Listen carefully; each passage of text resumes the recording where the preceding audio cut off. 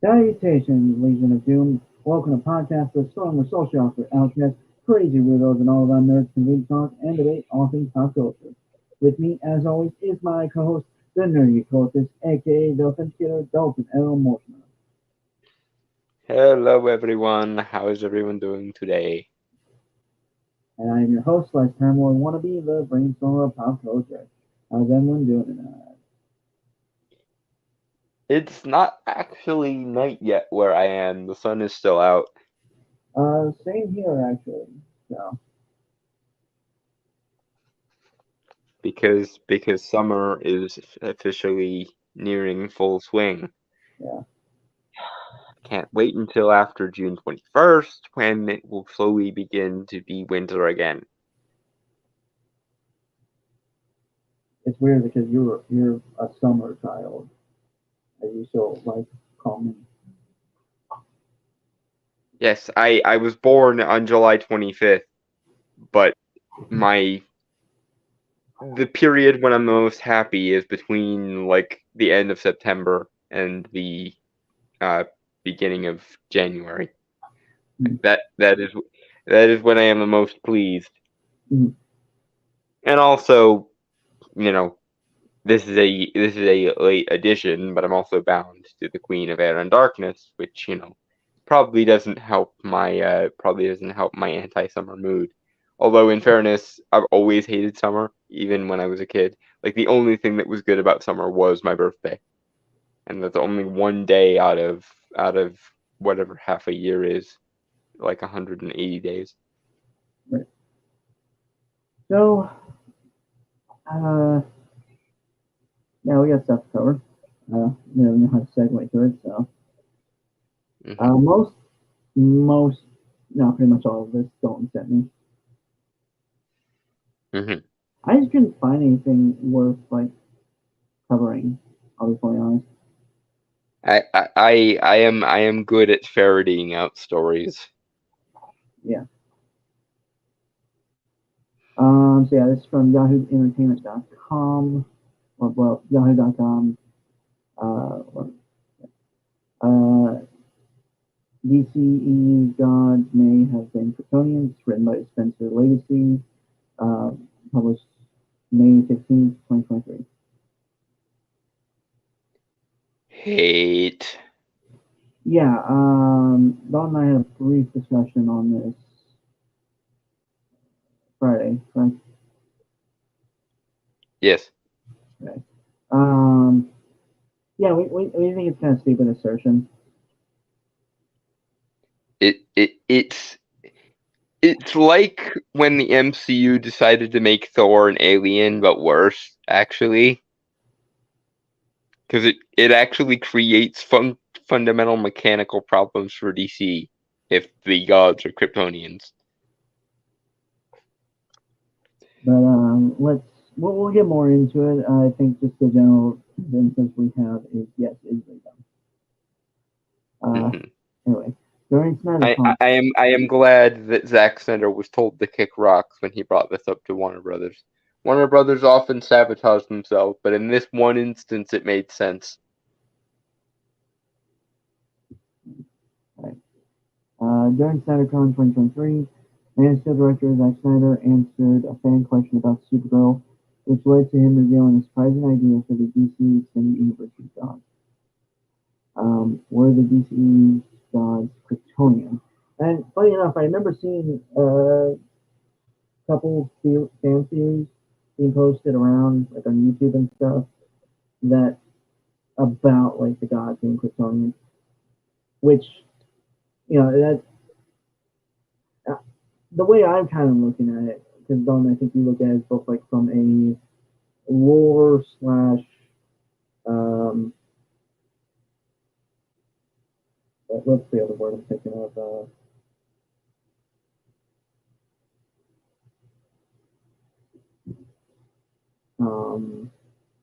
I want to say logical, right? Yeah. Yeah. Where I'm kind of seeing it from, it's kind of limiting the universe a bit.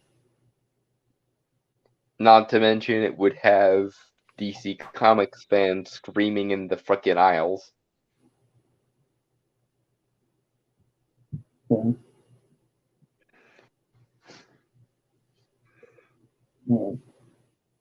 moving on, or Yeah, let's go ahead. okay. An audience member ended up asking Snyder about how there may have been hints of Supergirl slash Kara Zor-El in the DCEU.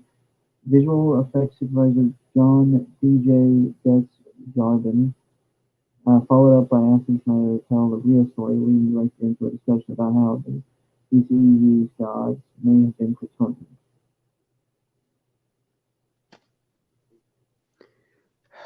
Okay, so, well, I don't really think I have anything to say about that either. I want to get to like actual quotes about it. Mm-hmm.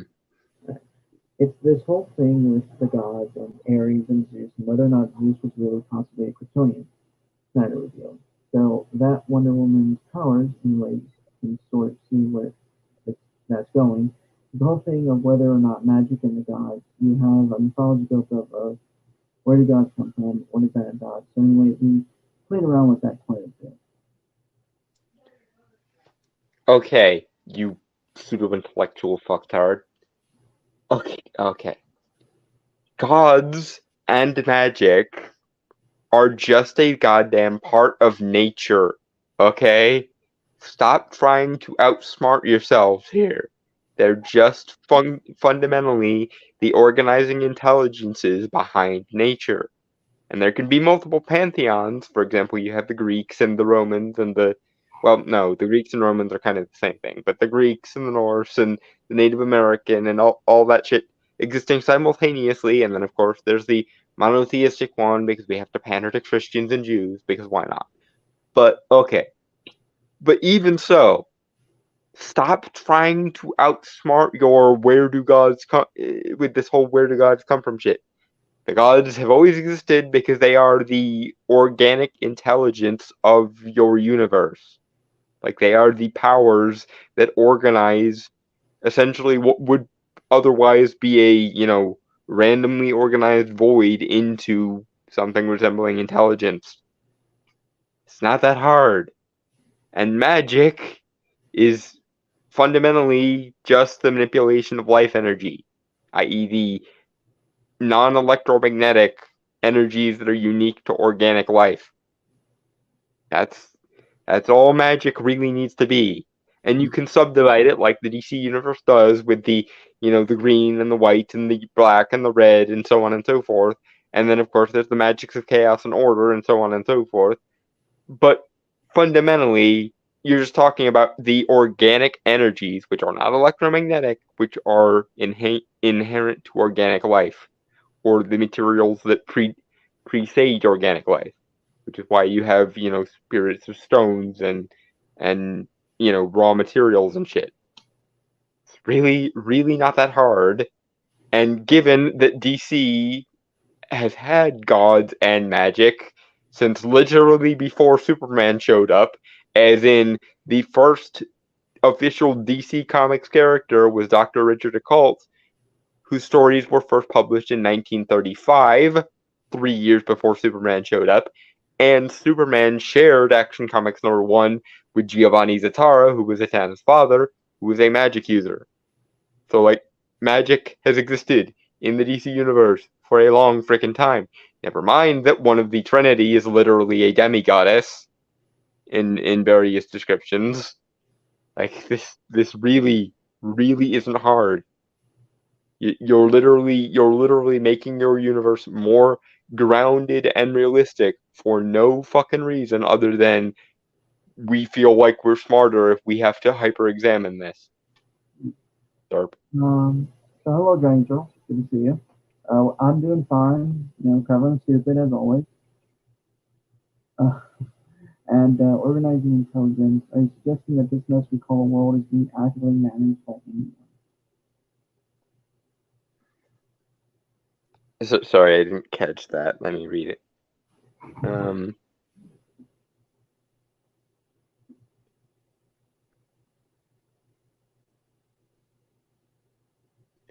Yes, Dragon Turtle, and honestly, a lot of the random chaotic mess bullshit is probably accountable to the fact that there are multiple pantheons all pursuing their own self-interest. That's my opinion as a polytheist as to why things aren't quite quote unquote intelligently designed. It's because there are essentially too many cooks in the metaphorical kitchen. That gets off into philosophical and theological territory, which I'm probably not qualified for. But that's my theory anyway. Moving on. Okay. Sorry. Des Jordan then added that, and again, if I say anything wrong, I'm super sorry. He's not good with anyone's names. He could mispronounce John Smith if you gave him half a second. I'm not that bad. I'm trying to defend you. Shush. No, man. Okay, whatever. Des Jordan then added, within that idea, Ares, played by David Thewlis in 2017, Wonder Woman, was responsible for the Kryptonian scout ship's crash landing on Earth ahead of the events of Man of Steel. Okay, I mean, that doesn't really make sense given the events that are explained and shown in Zack Snyder's Justice League with, the past. And here's the other niggling little detail. This tiny, insignificant, but ever so important little detail is Kryptonians only have powers under a yellow sun. Krypton had a red sun, hence why they didn't have powers on Krypton. So how exactly the fuck are they going to go from random aliens what crashed their spaceship into Earth in, prehistoric times deal, all the way to, oh hey, we have Superman type powers, to we're being worshipped as gods. These things don't follow. Not to mention, in the broader cosmology of the DC universe, you actually have beings that can meaningfully be called gods, up to and including Darkseid, and the Spectre, and the Archangels, and the Lords of Order and Chaos, if you ever actually got around to doing Dr. Fate. But given DC being DC, God only knows if they would ever actually get around to Dr. Fate, and so on and so forth. But my point is, irregardless of what you choose to do with the Greek pantheon, there are still going to be gods on Earth that are emergent from Earth, and there's still going to be magic because so much of DC's cosmology necessitates there to be magic. Now, you don't ever have to address it, but considering that Enchantress was the main villainess in freaking Suicide Squad 1, on some level, you always planned to address the fact that magic fucking exists. And in a world where magic fucking exists, why is it such a stretch to assume that there are gods, especially when you consider that this is based on comics in which there have been gods and magic since minute fucking 1. I was going to point out that Krypton had gods. Yes, that is also true too. Stars in the DC universe are sapient things, and they have gods of their own. Not to mention, there's the other incidental little problem of the Endless, regardless of your bullshit. Like, the Endless are not alien. They're not even physical beings. They are concepts and pieces of the universe that have taken on a humanoid shape in order to work with and engage with humans. So, irregardless of this bullshit, there's still going to be gods, and there are still going to be things that effectively are above gods, because the endless are more akin to the ancient primordials than they are gods as we would understand them. They're more akin to, I mean, how one of them literally is Oniros, from like the sense of the Greek primordials. Not to mention that the endless's fathers are time and night, respectively. But that's getting off into too many weeds. Not saying they would ever get around to addressing that, even though I would love to see an actual Sandman adaptation that wasn't done by Netflix. Okay. But one way or the other, this is going to create more logical problems than it would solve. And even so, it's going to piss off everyone who cares about Kryptonian bullshit or who cares about the mystical side of the DC universe, because, to quote my favorite quote about Superman from Superman the Animated Series episode The Hand of Fate, "You are strong for a mortal, but a mortal is all you are." It also doesn't explain the various powers that, again, they were shown in the flashback in the Justice League movie. I'm sure that the explanation probably would have been something like, oh, it was secretly just hyper advanced technology all along, and they were just specialists in various different fields. Like Zeus was an electrical engineer or something, and therefore lightning powers, and so on and so forth. But it's dumb. I'm just saying, like, if I wink or if I close my eyes a little bit, I can kind of see where they were going with it. But it also creates the logical problem of what he decided to do with Batman v Superman, because Wonder Woman ends up having to use the kryptonite spear to myrtleize Doomsday in BVS.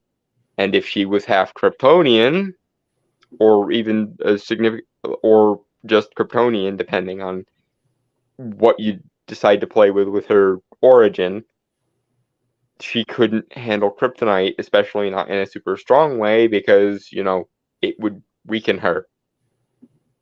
Anyway. And Ares was the one who caused the spaceship to crash into the ice and killed its crew. The DCEU began with 2013. Man of Steel was portrayed claims of an advanced alien species. Snyder movies often portray Superman as being seen as godly or as a messianic figure. So potential connection between Kryptonians and gods lines up with DCEU's existing themes. Do you want to take that one, or do you want me to? Because I guess we can take turns, but addressing the whole super god thing. Why don't you start off, because I need to collect my thoughts on that. Okay. Very important thing that needs to be remembered about this whole thing. Superman is not a god. He's not even godlike. There are many, many powers that a god kind of necessity needs to have that Superman does not have. His powers are mainly physical. He doesn't have any telepathic powers. He doesn't have any reality warping powers. He doesn't have any, weather manipulation powers. He doesn't have any, matter manipulation powers. All he has. So, irregardless of what your definition of God might be, he is a very piss poor example of one. And what's more, the name of the character, since 1938 and beyond, has been what? Superman. Because Superman is supposed to be the logical conclusion of the best of what a man can do. He's supposed to be like the platonic epitome of the abilities possessed by a human being. And of course, to reiterate my favorite quote about Superman ever and anything, to quote that line from Carcool in Superman the Animated Series Hand of Fate, "You are strong for a mortal, but a mortal is all you are." That's very, very important and crucial to Superman's character. He is not a god. He doesn't even have godlike powers. There are dozens upon hundreds of powers that would be more godlike that he doesn't have. What he has are the highest degree of what a humanoid being can do. Because he is a superman. Not a super god, not a god. He's a superman. Here I shall pause the rant in case Brainstorm wants to get in. I mean, I think what I was going to start off with, you kind of already covered for me. So, I guess the thing I was going to say was there's a difference between, I mean, yes, exploring the idea of being seen as a god but not being one is interesting and is kind of the whole premise of DC in some regard. But the issue I have with the DCEU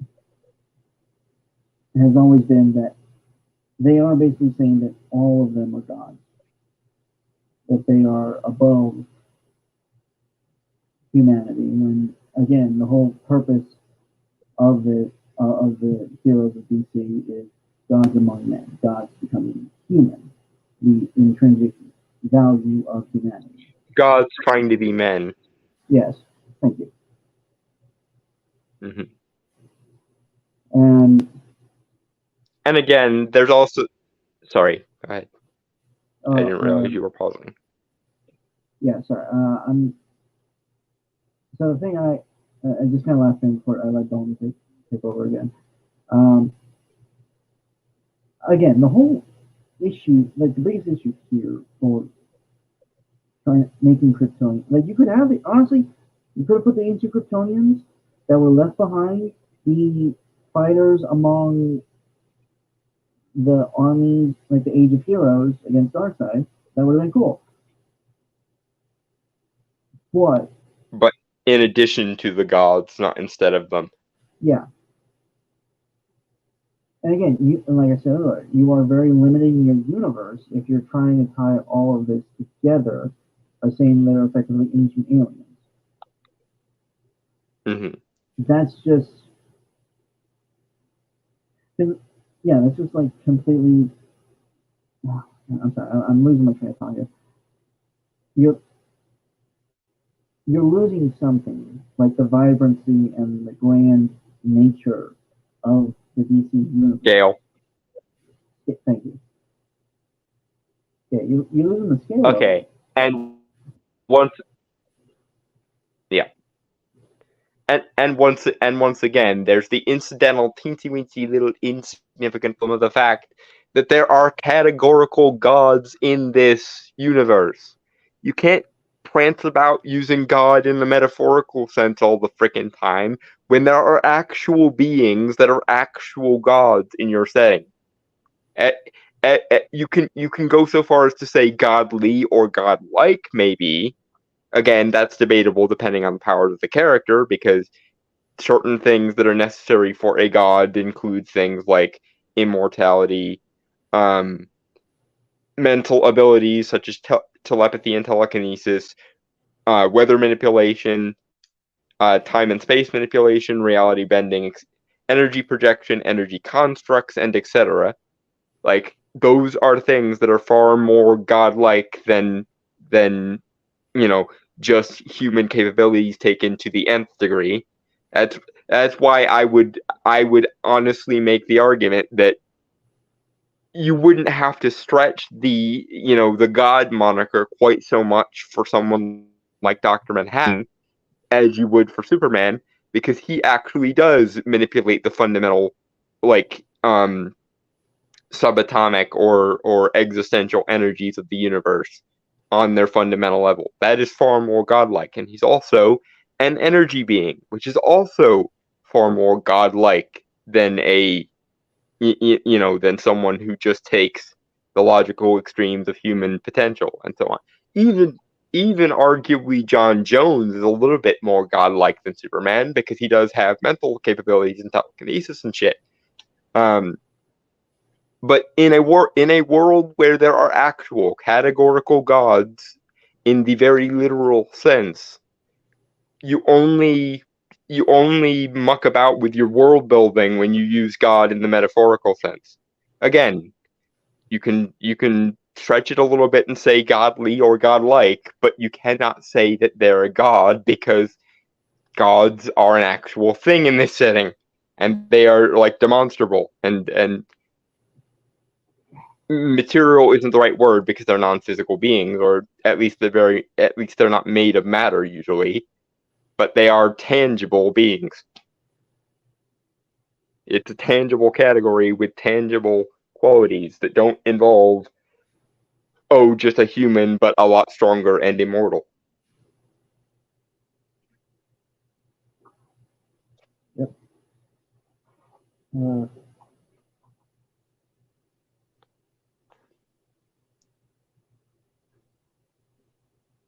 Or at least make it from people who wouldn't know better.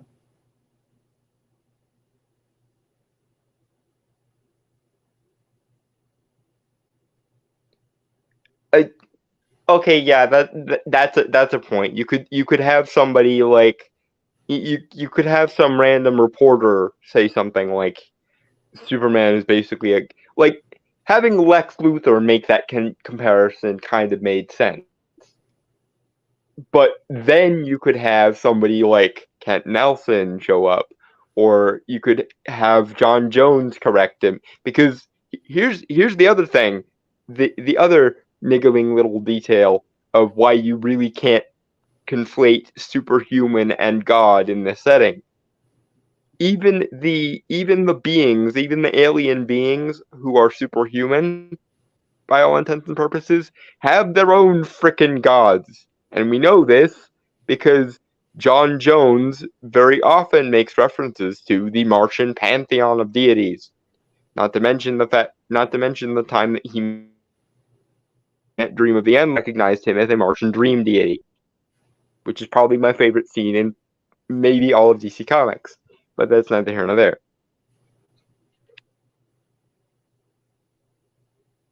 No? Yeah. Alright.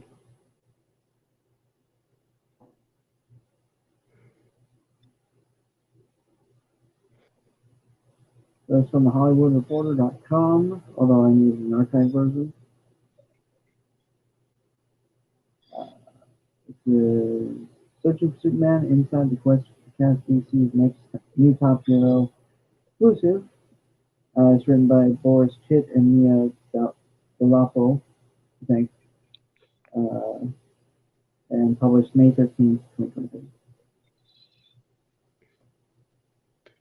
The race-defying Clark Kent and Lois Lane has been heating up as top contenders like Nicholas Hoult and David Cornsweet pull ahead.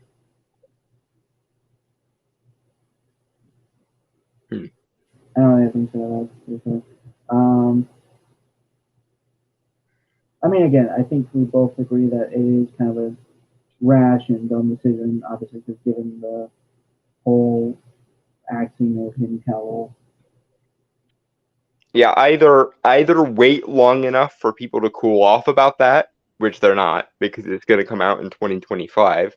That's nowhere near long enough. Or wait long enough that Henry Cavill could no longer play the character, which you're not, because again, this comes out in 2025, which is only not even 2 years from now at this point. Mm-hmm. I mean, here's the thing. I wouldn't be opposed to a new Superman. It's just, again, given the whole charged thing behind it. And also, Henry Cavill was a great choice.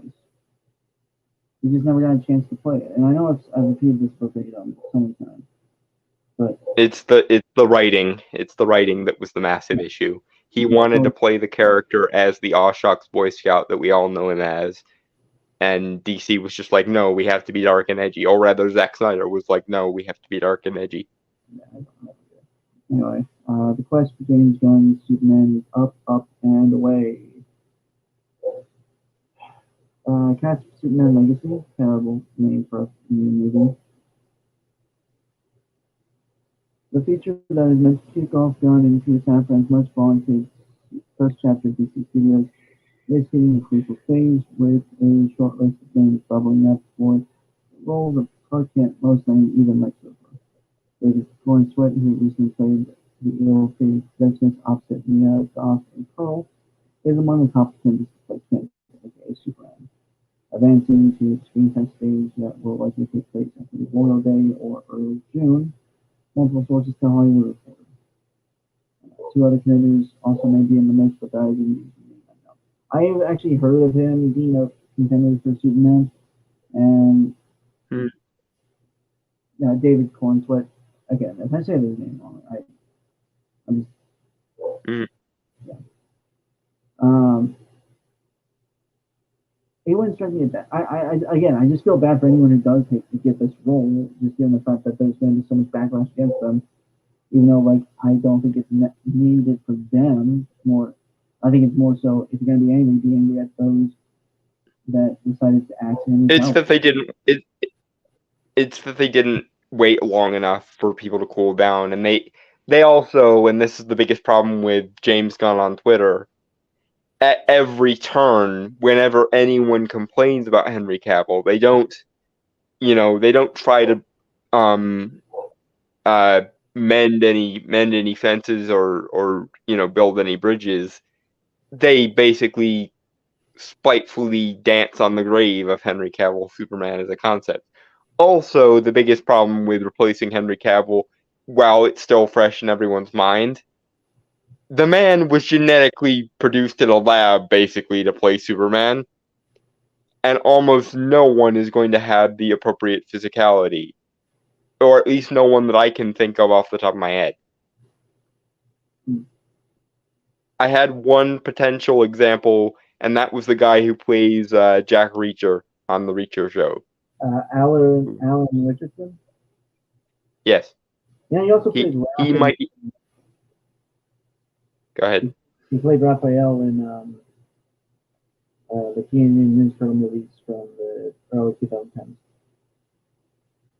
Live action one. This I did not know, but good for him.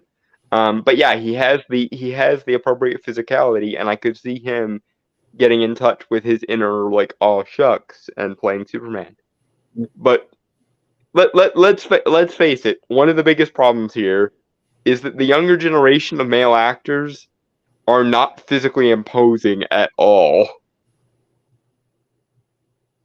Like I don't know what it is about this generation of actors, but they're all twinks effectively.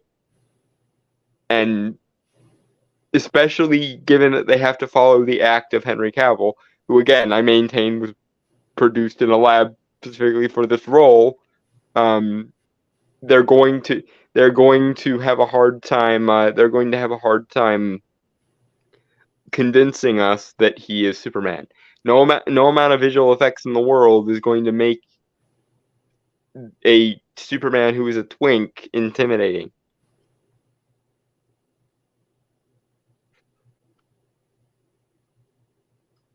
Moving on.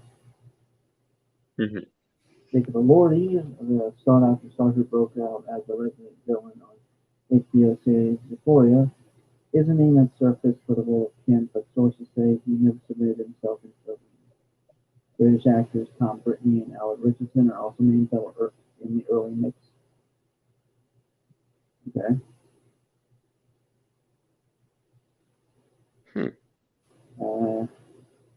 As for Lane, the spunk reporter at Metropolis Daily Planet News organization, contenders have been Emma McKay, one of the stars of Netflix series Sexual Education, and will appear in Warner Brothers' title Barbie.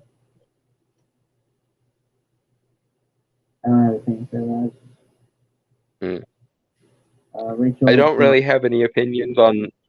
Don't really have any opinions on Lois Lane because Amy Adams was miscast to begin with. So honestly, that's the one aspect of Lois that I wouldn't mind seeing the back of, because Amy Adams was miscast massively. Honestly, I don't know. I think it could have worked. Again, no one. I'll be honest. No one was good in those movies. No, It's like Twilight. They tried their best, but no one came off well in those movies, except for maybe Taylor Lautner because it genuinely looked like he was having fun. Although I could see like Amy. I'll be honest. I don't think Amy Adams had that go-getter personality that Lois Lane has. Yeah, she's not a tough girl. Still a good actor. Which ever since the Superman animated series, Lois Lane's personality has been very tough because she has been the very definition of a no nonsense, hard nosed reporter. Mm-hmm.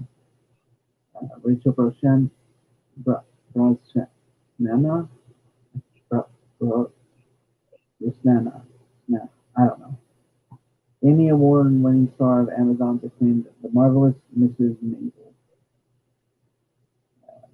Bridgerton actress Phoebe Nivor and Samara Weaving. Last name is 6. Gunslinger advancing on the testing stage. Rochette is said to have delivered an outstanding performance, but at 32 may be in the older range where Joan is ultimately hoping to achieve. A look Metropolis Hilarious via 20-something characters.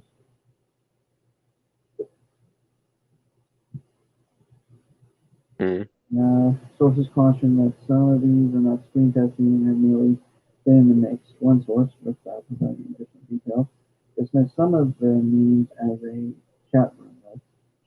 Owners had no comment, and one insider said the filmmaking studio are nowhere near a decision. That I believe, to be honest. One role that seems to have only one person earmarked is the classic villain. Nicholas Hoult, currently starring in vampire thriller Renfield, has been tipped to play the bald-headed evil genius. They're doing Lex again. Seriously. Superman does have a broader rogues gallery than that, guys. Do Brainiac already. But, to be fair, I think Nicholas Hoult could do it. He's actually a really great actor. Yeah, no, he could do it. I'm sick to death of Lex and Zod being the only two characters in Superman's rogues gallery that they use. Okay. Someday I hope we'll get around to them using Mixie, but I expect to be long dead by the time anyone thinks to use Mixie. To be fair, they haven't done much right yet, so I would like to see a good version of him at least. This is also true. That's fair enough. Is Clancy Brown still alive? You could literally just tap him to play him in live action. Yeah, he is. Okay, well then why use the Lex Luthor we all grew up with? That would be extremely useful. The actor. But in any case, I would like to see Brainiac at least before I die. Oh, that's interesting. I did not know that. The actor had a previous close call with DC movie realm when he was the runner-up to play Batman for Matt Reeves, with the role going to Robert Pattinson. Honestly, nothing against Robert Pattinson, but I could see Nicholas Hoult as Batman.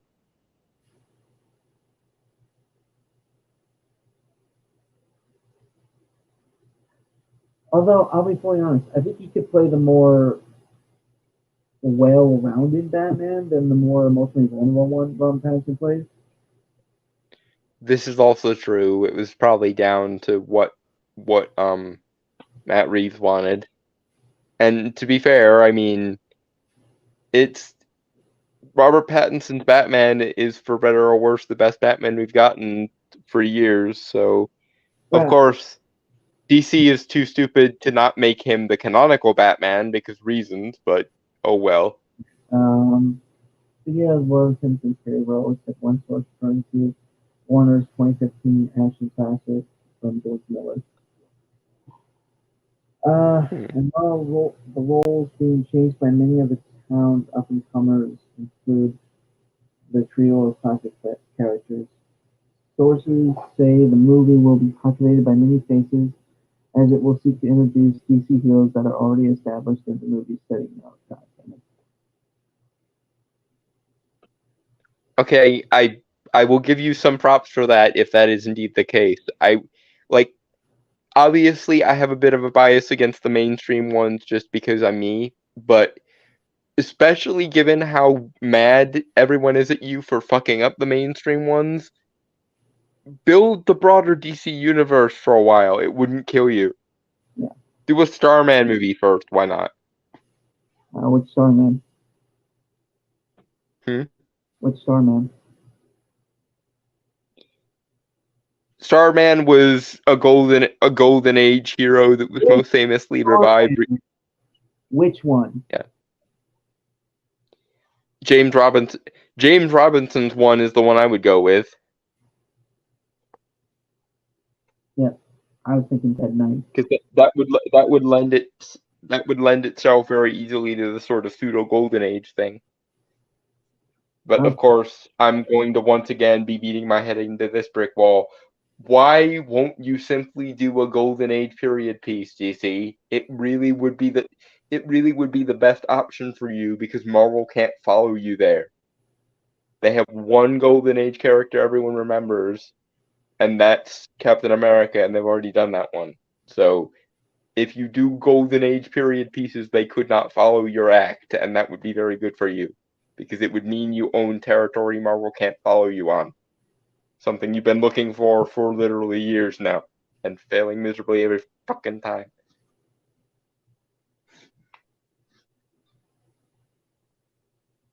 I thought Ted Knight was the first Starman.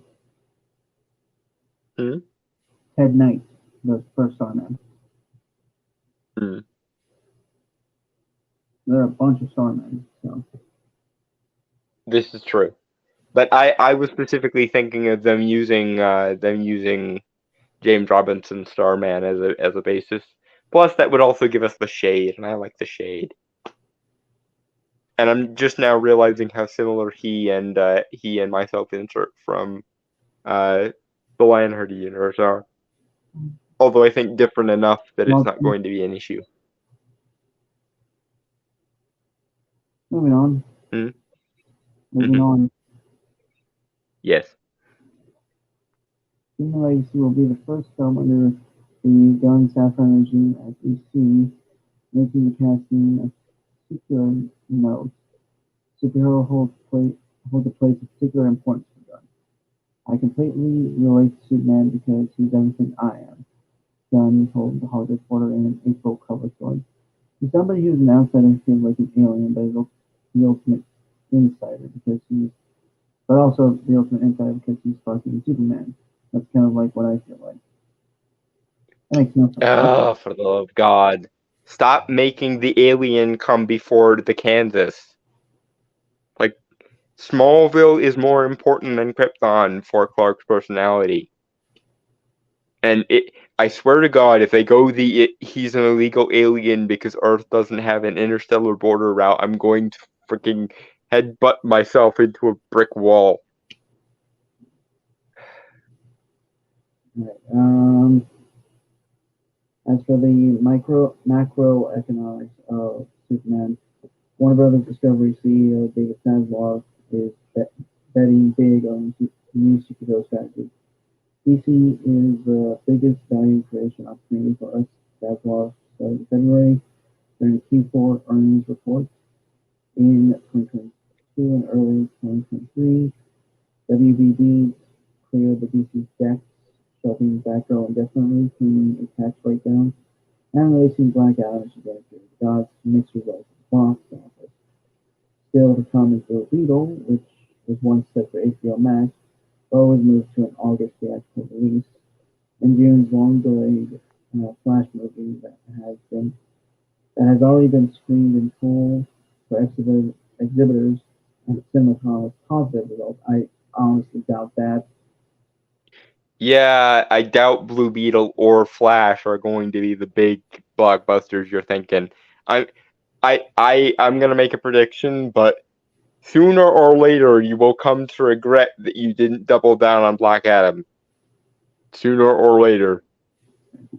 And I'm betting on sooner. Aquaman Lost Kingdom due out in December is the final DC film made by the previous regime.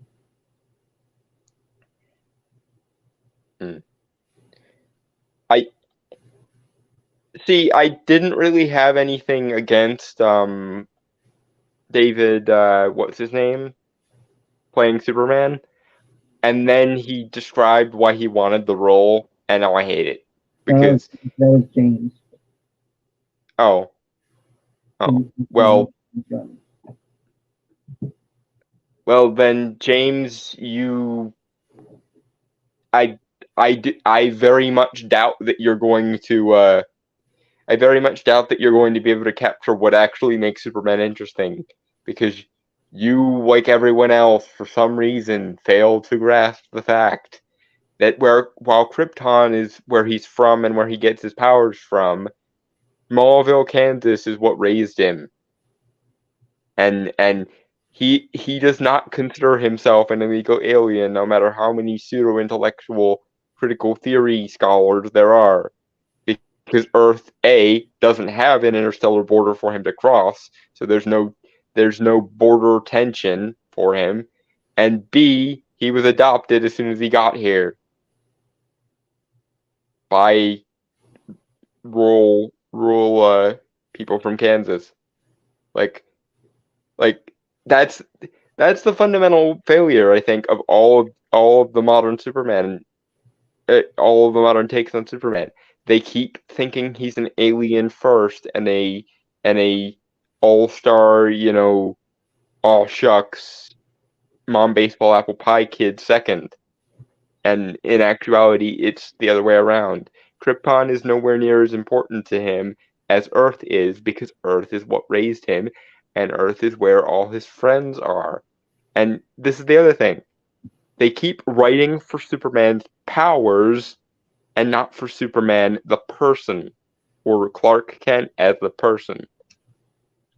And it will always end up biting them in the ass, because what makes Superman an interesting or good character, insofar as he is one, is not his powers, but how he, as an individual, chooses to use them.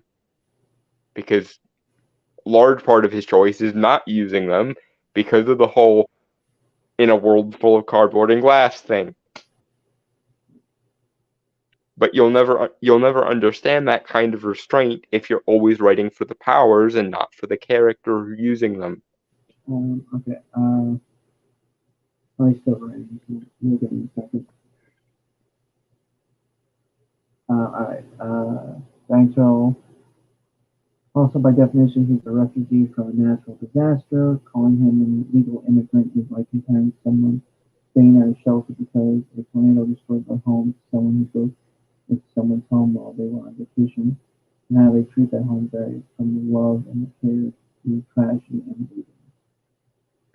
Also, the niggling little problem of he was a baby. He doesn't have any memories of Krypton apart from what Jor-El, in his pseudo AI form can convey to him.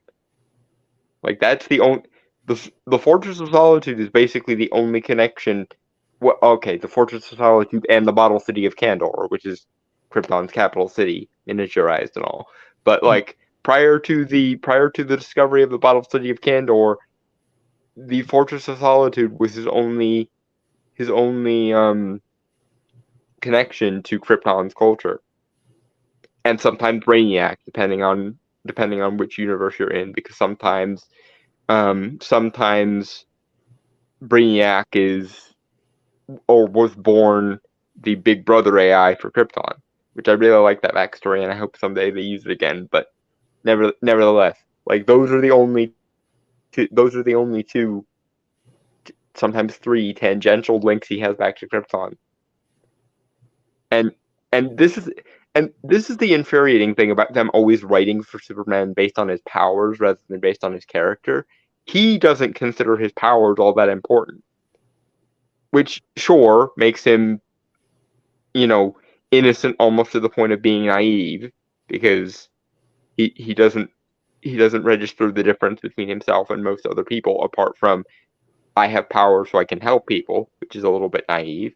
But that's also part of what makes Superman endearing, because he isn't power focused. He isn't power minded like a lot of people would be in that circumstance. He's not, Brandon Breyer from Brightburn, who gets power in 1 second and then decides, I'm gonna rule everything. It just genuinely doesn't occur to Superman to be bad because he's just that pure of heart. He's like Captain America in that sense.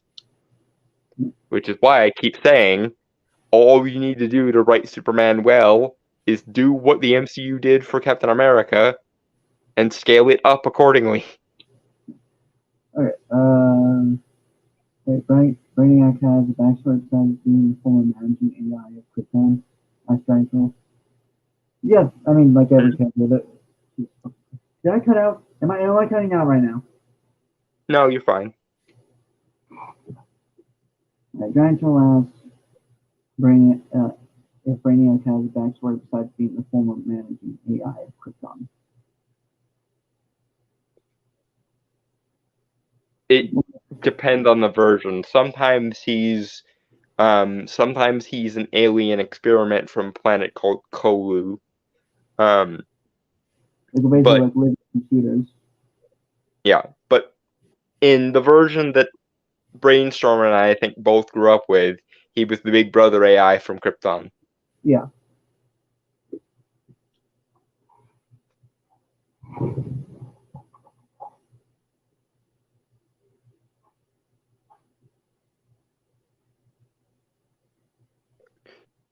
Yeah, I don't know if it's just background noise or what it is, but you're coming in muffled a lot more recently on my streams, dude. I don't know what to do. I don't know what to do. Yeah, I don't know either. It's unfortunate. But anyway, the next thing on the list for tonight.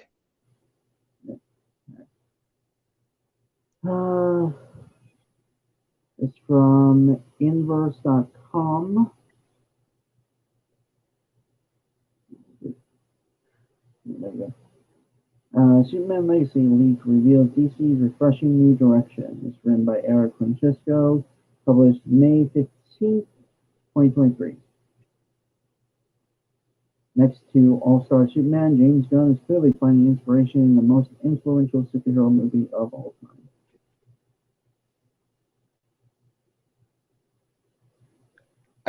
Which one? Well, there's a picture of... There have been a lot of influential superhero movies. Well, since there's a picture of the original Superman movie, I'm assuming Superman, the movie. Yeah, I think that's where they're going. It's just funny because I'm making the point that there's a lot of contention for that title.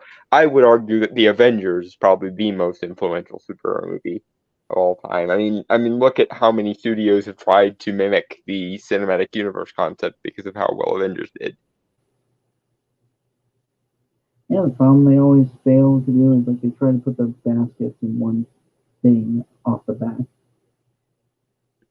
Yeah, they try to build the universe first and then make good things on top of it, rather than make good things and then build a universe from it. Well, no, I mean you can build the universe, but the issue is like they always like when they make the first movie, they cram everything into there instead of they try to jump right to Avengers. Yeah. Rather than doing a phase 1. Yeah, it's dumb. Anyway, moving on. DC fans are still in the dark over what James Gunn is cooking with the Superman movie reboot. Superman Legacy. Again, that title just feels like a slap in the face. It's a very contemptuous title because the word legacy usually is saved for sequels for a very good fucking reason.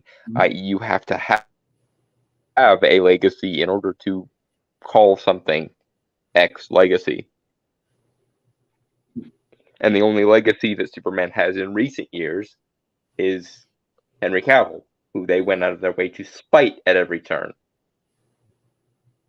And by calling it Superman Legacy, you're basically implying, at least to my ears, that all Supermen are basically interchangeable, so it doesn't matter if we dance on the grave of Henry Cavill while rebooting it again. We can call it Superman Legacy because everyone knows who Superman is. Derp.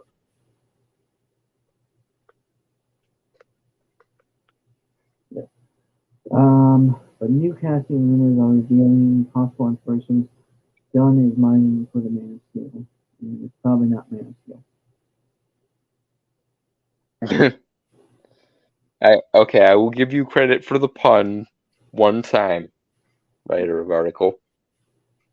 That's not really a pun. That's more of a jab. It still was at least rudimentarily funny. No, Still stupid because from the sounds of what we've gone over of the plot before, it sounds like they're beginning the new Superman with a essentially midlife crisis storyline, which is also our Superman, and that's a terrible place to do. Wait, That's a terrible place to reboot a universe. I'm sorry. Did you say also Superman is a midlife crisis story? Yeah, it's kind of a midlife crisis story because he's dealing with mortality and junk, and what legacy he leaves and so on, which I assume is where they're trying to pull the title in. I don't know if I agree with that, mainly because he is dying, so it's more or less a man dealing with his mortality. Then I think it's just depending on how we both define the term of midlife crisis. Yeah. Because for me, a midlife crisis is more someone who is finally realized that they're not as young as they once were and are trying to relive their young days. But either way, it's a stupid point to begin a franchise on. Oh yeah, no, totally agree. I mean, you just weirded me when you said midlife crisis. Anyway, moving on. Yeah, moving on. All right. Over the Mother's Day weekend, The Hollywood Reporter and Deadline published reports about DC Studios' ongoing casting process, Superman Legacy, naming the top actors in the running for the parts of Superman / Clark Kent, Lois Lane, and Nemesis Lex Luthor. Where the fuck is Jimmy? I'm sorry, I was just like, you're casting those three, but what about Jimmy? Jimmy's important. Everyone tends to forget about fucking Jimmy.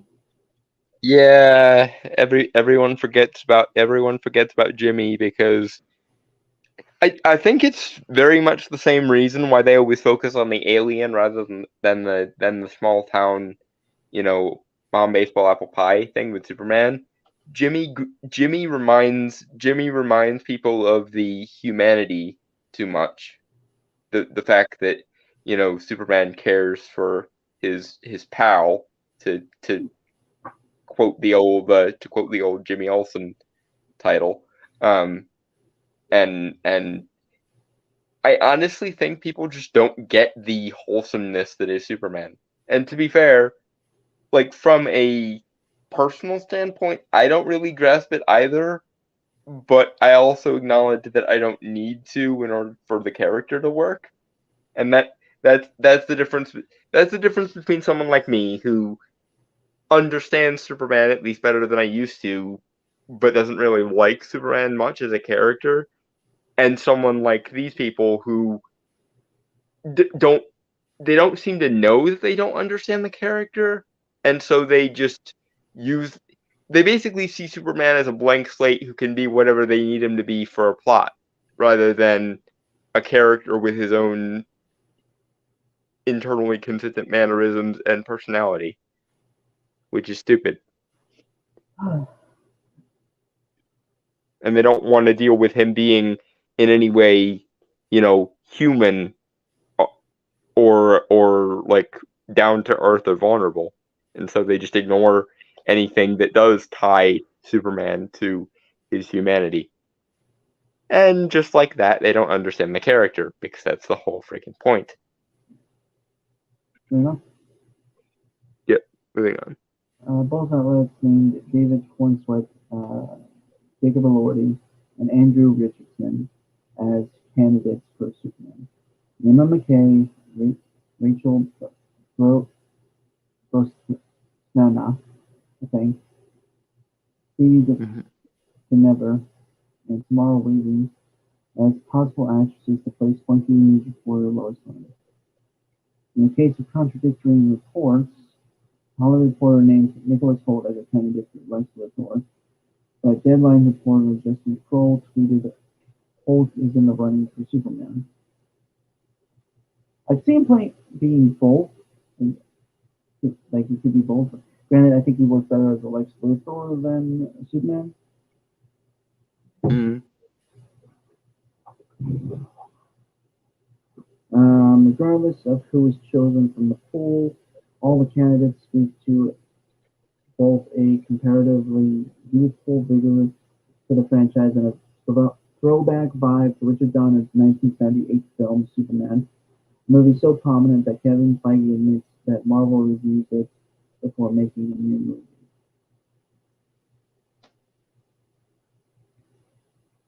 Really?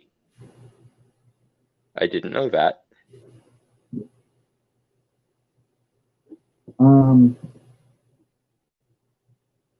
The Donner movie laid out in Superman stories after it. Superman Clark Kent should be played by an actor who can play both the facade of Clark Kent, that bubbling Midwesterner in a bodybuilder's build, and the real identity of Superman. Okay, I don't disagree. Like actors should be able to play both Clark Kent and Superman, but Superman is not the real fucking identity. Yeah, this is once again the issue that they always have. They want to make Superman Batman. I think in terms of character. I have something. To quote Dean Cain in the 90s live action show called Clark and Lois: The Adventures of Superman. Clark says,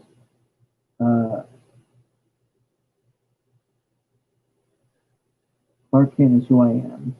Superman is what I can do. Mm-hmm. And they keep inverting that because essentially because the dynamic they're describing is true for Batman, but it's not true for Superman. Right, and I also want to point this out that there are three facades or three masks, or two masks that Clark wears. One is Clark Kent, the bumbling fool, the act he puts on so people don't think he's, Superman. Yeah. Superman, obviously. The caricature. Yeah. Superman, the hero. And Clark Kent, regular dude, who's kind of a mix of both Superman and the bumbling Clark Kent. Yeah, because he created the secondary Clark Kent as a mask to hide himself. But that doesn't mean that Superman is more real than Clark Kent. It just means that there are effectively two Clark Kents. The Clark Kent who actually grew up in Smallville and was, the all-American mom baseball apple pie type kid, and the shy neurotic nerd persona that he puts on in public for the sake of concealing himself. Mm-hmm.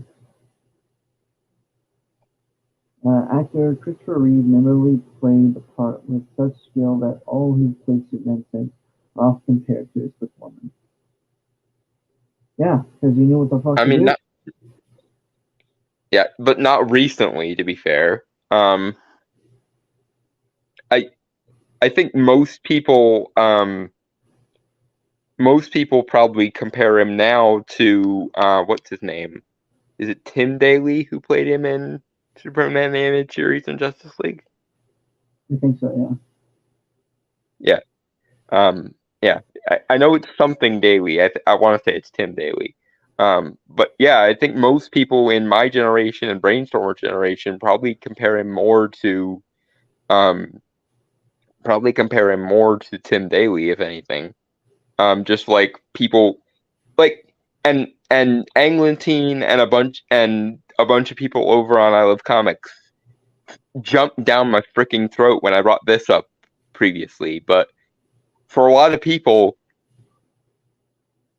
they don't think of Michael Keaton as Batman. They think of Kevin Conroy as Batman. And I think in some ways, I think it's even more true with Christopher Reeve versus Tim Daly because Superman the movie was so long ago that I can guarantee you there are people in Brainstormer generation who haven't even seen the fucking thing. But everyone remembers reruns of the Superman the Animated Series and the Justice League cartoons. Or the video games, depending on how much of a dude bro we're talking about.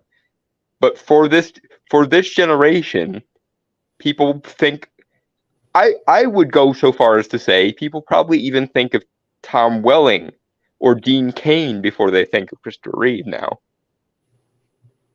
Because you'll still get reruns of Smallville, and you'll still get people discovering Smallville or Clark and Lois' New Adventures of Superman. But people don't really revisit Christopher Reeve that much, to be fair.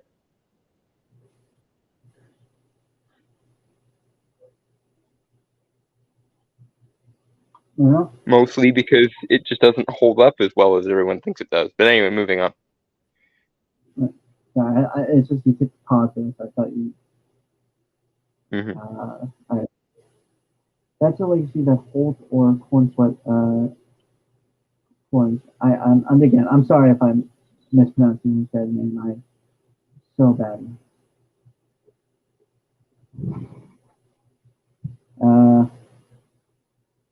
Will have to fulfill in playing up that duality.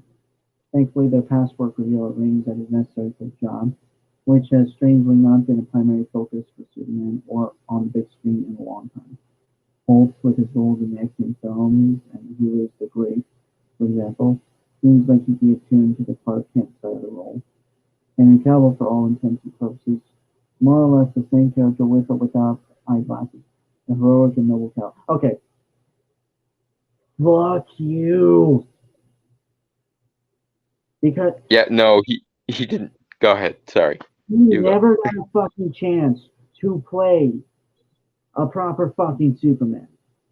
He was this Randian objectivist god that Zack Snyder wanted to fucking portray because he got fucking hopped up because he did fucking Watchmen. That was not Superman. Even though Henry Cavill, when he's not given a shit script, is a fantastic actor, and he acts more like fucking Superman in fucking interviews and shit. Mm-hmm. So, shut the fuck up about, Henry Cavill. Noble hero. He was never a noble hero on screen, unfortunately. And not for lack of trying, but because Zack Snyder basically wanted to. Zack Snyder doesn't understand why Superman doesn't act like Omni-Man, basically. To be fair. Like Manhattan. That's what he was going for. But, okay, that makes even less sense, because Dr. Manhattan is a hyper-intellectual character. There's nothing intellectual about Henry Cavill's Superman as portrayed in the movies. The God detached from humanity bullshit. But that... So, not only did he have the wrong idea, but he failed utterly at the wrong idea he had. It keeps getting worse. I don't know how it keeps getting worse, but it keeps getting worse. Although I will admit that is more of comparison people made when they were talking about Henry Cavill's Last Night of Superman or anything. So, but yeah, okay, so it might not have been what he was actually going for.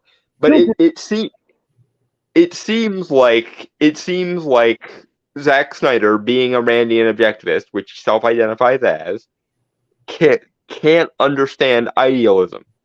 The problem being, if you can't understand idealism, you really shouldn't be writing Superman, because idealism is the bedrock of his character. Is a mixture of idealism and innocence.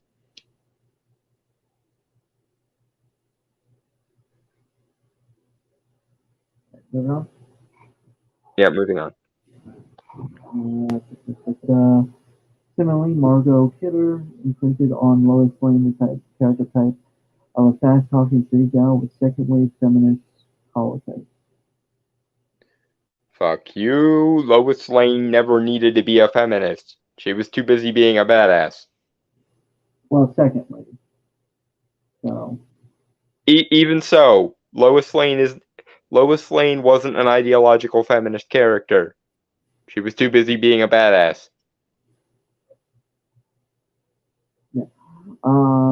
The second wave might be the most tolerable version of feminism by far, but it's still ideological gobbledygook in comparison to actual strong female characters. There's a firm difference between an ideologically feminist character of any kind and a woman who just happens to be badass.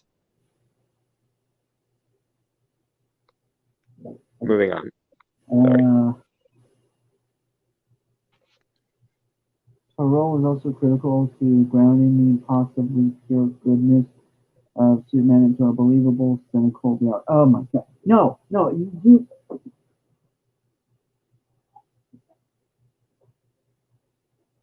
Lois is cynical. I will admit that. Before she meets Clark and Superman comes into Metropolis. Mm-hmm. And Metropolis itself had a major cynicism thing before Superman showed up. Because he's supposed to be the beacon of hope. Yeah. But she wasn't like the deep cynical. More or less, she was street smart. Street smart, thank you. But she doesn't. Yeah, she does ground Clark in a way, I suppose. But Clark also uplifts her to kind of. And in many ways, Lois becomes a secondary motivation for Clark. That's why Superman seems to always be shadowing Lois, because not only does he want to save everyone just for, idealistic, pure of heart bullshit reasons, but also because he has a personal. In some ways, Lois is what makes Superman's idealism real, in a sense, because it actually puts a face to the people he's trying to help. For all intents and purposes, when he's saving random people, he essentially, in an abstract sense, views them all as equal to Lois in his mind. Mm-hmm. Again, in some sense, in an abstract sense. Right. Not saying he wants to bang everyone, but you know what I'm saying.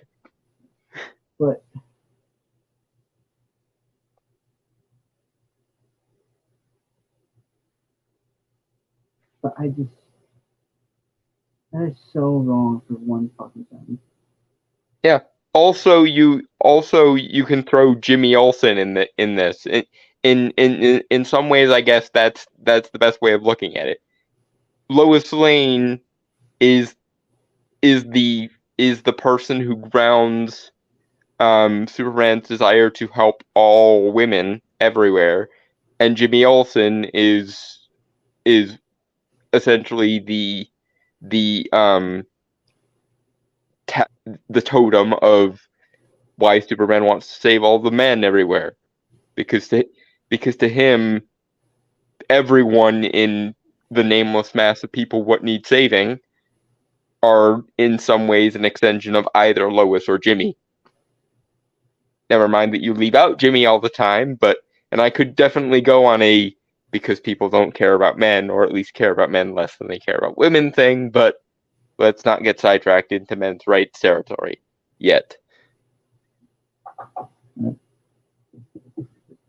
but anyway, moving on. This is not to take away from Amy Adams, an accomplished movie star with multiple Oscar nominations, but her Lois simply had a different, subdued energy than Kidder. I will say, yeah, Lois Lane is kind of supposed to be bombastic. Mm-hmm.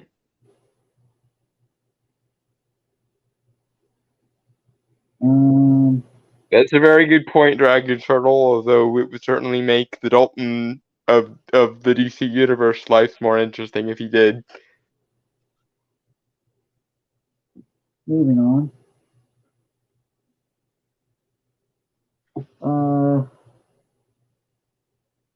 Actresses like Mackie, Brianna, Weaving have all proved in projects like Sex Education, Marvelous Mrs. Maisel, and Ready or Not that they can engage in the wittiest repartee along the lines of Kidder's Girl Friday version of Lois. Okay. I'd go with the actress from Marvelous Mrs. Maisel because she has like an old school vibe to her that I like. Not sure if that's just what's required of her from that show, which it might very well be, but it's important for them to both have kind of an old school vibe because it's supposed to be timeless. Yeah, true. With DC placing its hopes on Superman Legacy to modernize Superman and I'm sorry. Superman doesn't need to be modernized. He's timeless.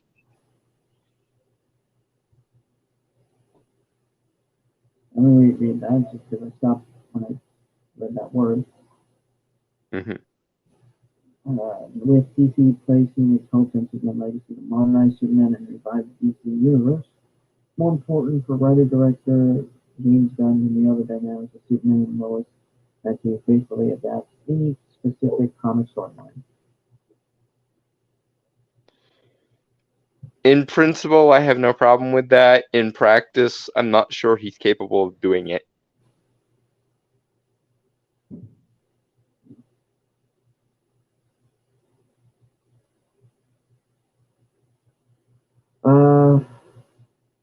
Although its allegiance to All-Star Superman isn't a bad thing either. If Lois Lane can convincingly fall in love with Superman and Clark Kent, so too will audiences in 2025. Again, trying to adapt All-Star Superman is kind of silly when you consider it the story about mortality that's supposed to be your universe opener. And you're deliberately casting Superman as a lot younger than he was before, even while showing or adapting a storyline that focuses on either, mortality salience in the psychological sense, or, as I put it earlier, a midlife crisis type thing.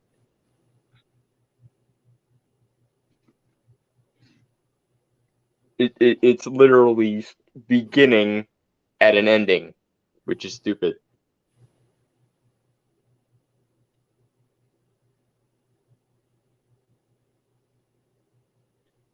Anyway, next. Yeah. I guess we did have time. Mm-hmm.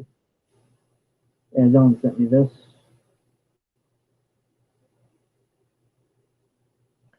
It's from BBC Culture.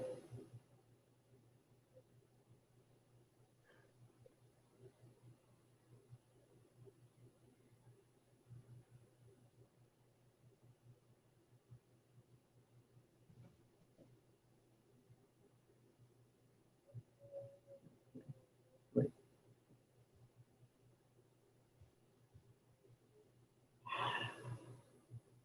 Okay, you're gonna have to give me a second because I'm pretty sure I'm gonna have to find a archived version of this.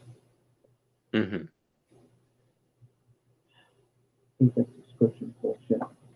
Maybe we should just start archiving everything that we cover, so we don't have to deal with the websites being bullshit.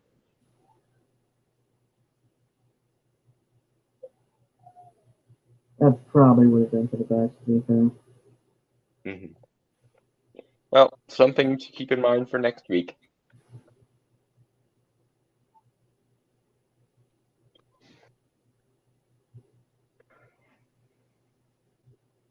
Also, fuck you, BBC.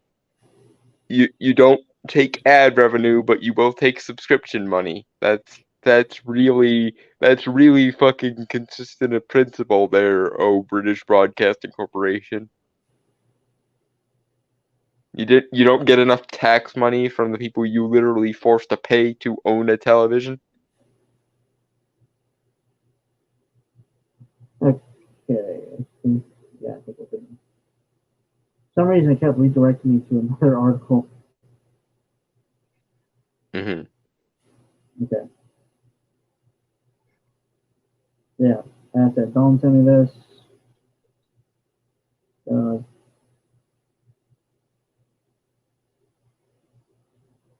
BBCculture.com, Little Mermaid wire film becoming so badly lit and difficult to see. Written by Nicholas Barber, published May 16th, 2023. Mm. Those from the new live-action Disney remake have caused a lot of complaints for their gloomy look. These days, a lot of blockbusters are turning down the lights. Nicholas Barber. That actually has been a problem. I don't think we've ever mentioned that before. That's part of the reason I wanted to cover this article, because I knew we'd have a lot to say about this whole unnecessary darkening of every freaking shot composition in modern movies. Well, I think also the issue is the severe flatness of it all, too. Yeah, there's no actual weight or substance behind anything anymore. It's dingy and gray and in a lot of cases unnecessarily grounded, especially when you're dealing with fantastical things or things that are sort of inherently supposed to be colorful, like say a live action iteration of a Disney animated movie. Well, let's not dilly dally. Mm-hmm. Yes, I said dilly dally. So what? Uh-huh. Normally the anachronistic language is my thing, but okay.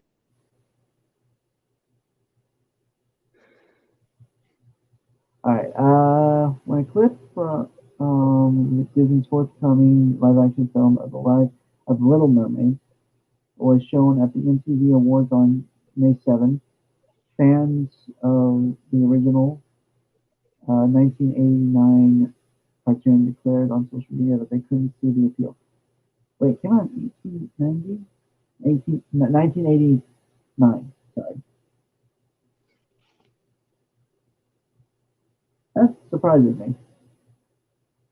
Mm-hmm. I just thought it came out in the 90s, you know? It was one of the first ones in the Disney Renaissance. It was Little Mermaid, then it was Beauty and the Beast, then it was Aladdin, and then it was Pocahontas. And I think then it was it Pocahontas, then Hunchback, or Hunchback, then Pocahontas? I don't remember. And then it was Hercules, and bless you, twice. And then it was Emperor's New Groove, and that was when it started to go downhill, and why we didn't get a proper reception for Treasure Planet or Atlantis: The Lost Empire, despite the fact those were so freaking amazing. I mean, Atlantis did technically get a sequel, although said sequel was literally just a 3-part pilot thrown together into a movie. I kind of wish we had gotten Atlantis the animated series. I would have wanted that. It sounded cool. I remember that. And I saw that movie. The pilot thing. It gets extra points for the whole Gungnir is Atlantean technology thing. Like that was actually a really cool concept. The guy who essentially thought he was the reincarnation of Odin, stealing an Atlantean spear and using it like Gungnir. It was really cool. Okay.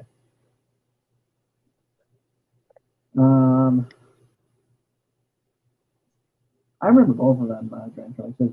Well, everyone remembers Treasure Planet, but so many forget Atlantis. I wouldn't know about that. I think most people who remember either of them remember both of them. But then again, maybe you've had different experience for me, because most people when I bring up Atlantis: The Lost Empire immediately go Treasure Planet, and most people when I bring up Treasure Planet immediately go and also Atlantis. Which, I mean, good that they have a positive reputation. I wish they could have made money. Mm. And honestly, those two I wouldn't mind getting live action remakes of, just because they didn't do financially well the first time. They could maybe do better the second time around. Plus, translating them to live action would be cool, assuming you had someone smart enough to do it. But as we're talking about in this article, maybe not, because they might ground and realistify everything, and then it wouldn't be good. Anyway, moving back to this, so we don't. Mm-hmm.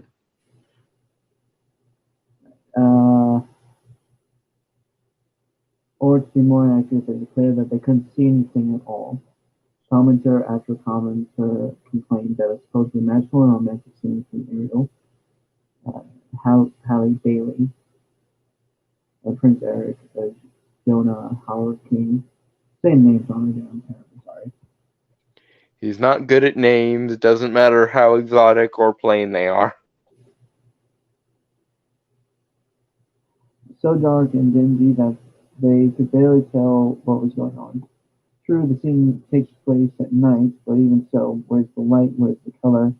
This looks so dull, grumbled one Twitter user. Did all the light bulbs blow out at the same time on set? Asked another. It was the biggest protest against the film's murky lighting since the last time Disney released a clip of one of its live-action remakes, Peter Pan and Wendy, 2 months earlier. Yeah, this has been a consistent problem with all of the Disney live-action remakes. I particularly noticed it in Aladdin and Lion King, because you would think part of the reason to remake these in live action would be to replicate the unique visual style in live action as well. But in so many of these, they deliberately undo so much of what made the originals good from a visual standpoint, and even sometimes from a conceptual standpoint, because to some degree, what makes the concepts in a given thing work are how they're visually portrayed. Like, for example, in the beginning of 2019's Lion King, when they're about to do the Circle of Life bit, in the animated version, that sunrise was one of the most aesthetically pleasing sunrises ever put to pen and paper. But in the live action version, it's just a generic sunrise. No colorization, no stylization, no artistry whatsoever. Just dingy, like gray yellow, throughout the entire color palette, and it's bullshit. Yeah, well, we'll get into it. I was going to talk a little more technical aspects, but I'll get into that later as we go on. Mm-hmm. So I'm just now looking at this. I mean, might actually have to cover this. I covered. Okay. That's just there a while. I can say that. Mm-hmm. Maybe. I don't know. Mm-hmm. This isn't just an issue with Disney fairy tales, though. Whether they're sat through such blockbusters as The Batman and Avengers Endgame, or such epic television series as Game of Thrones and The Mandalorian, viewers regularly take to social media now to say that watching today's mega-budget entertainment can be like peering into a cave on a cloudy evening. Okay, so I have a few things to say. Mm-hmm. Darkness itself, like with the Batman, I mean that just kind of it works with the setting. So It's not a good example because it's extremely stylized, and what color there is extremely vibrant. mhm. Avengers Endgame, yeah, I totally understand that. To be fair, Hmm. Game of Thrones, I don't really have anything to say about that, honestly, because I never noticed that myself. It seemed like it made sense given the sort of dark medieval vibe they were going for, that it was kind of washed out a little bit. But Also, because go ahead. well, sorry, I just thought you were done. If you want to finish, you thought please finish. But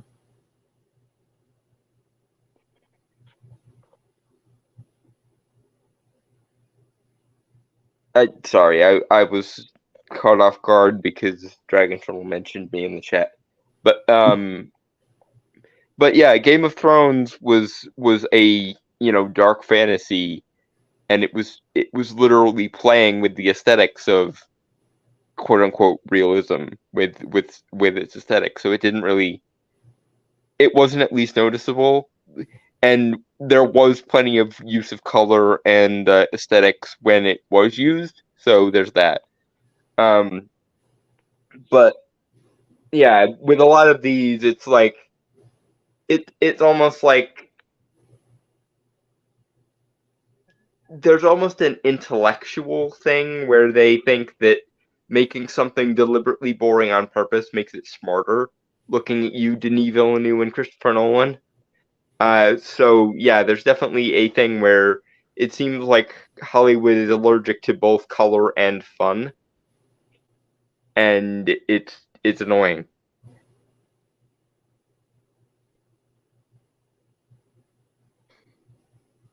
right. Um,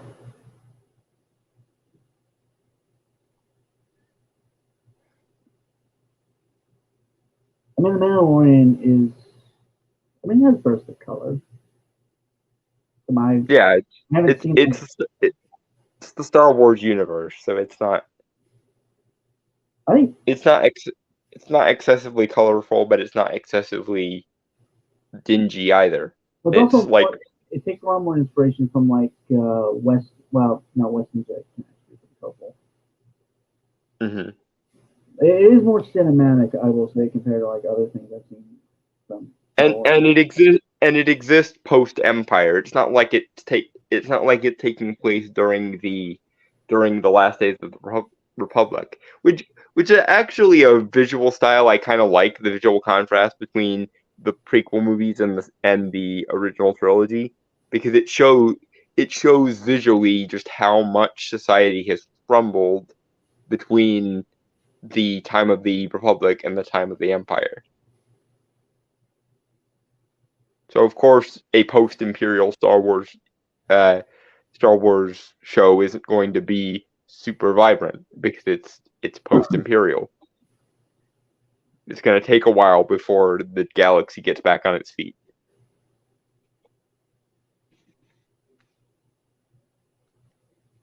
Right. Um, okay. And the bewilderment with this dreary lighting is balanced by their astonishment at the brightness and sharpness of Hollywood hits from previous decades. One example that comes is up is the finale of 1997 Titanic. It's set in the middle of the ocean in the middle of the night, but you don't need to squint to see what Jack and Rose are doing. To be fair, uh, fuck, I thought I had something. Goddamn. Well, another good example would be something like contrasting the Matrix trilogy with with the recent Denis Villeneuve Dune.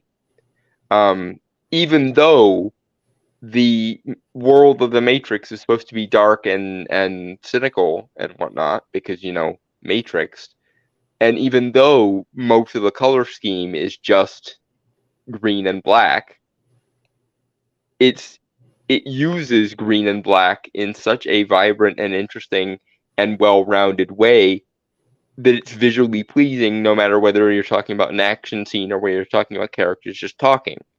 which there's a lot of in the Matrix sequels. But compare that to Denis Villeneuve's Dune, which is a story about, reality bending space acid that actually, instead of having hallucinogenic properties, actually causes reality to warp around itself. But you wouldn't know that from watching the movie because there's no actual visual splendor going on. Yes, Arrakis is a desert planet, but there are many, many ways to light a desert in an interesting and visually compelling way, and they just don't bother. Like, what was the Tarsem Singh movie that was about the guy telling the little girl a fairy tale, and I can't remember the name of it. Was it The Wall? No. God damn it!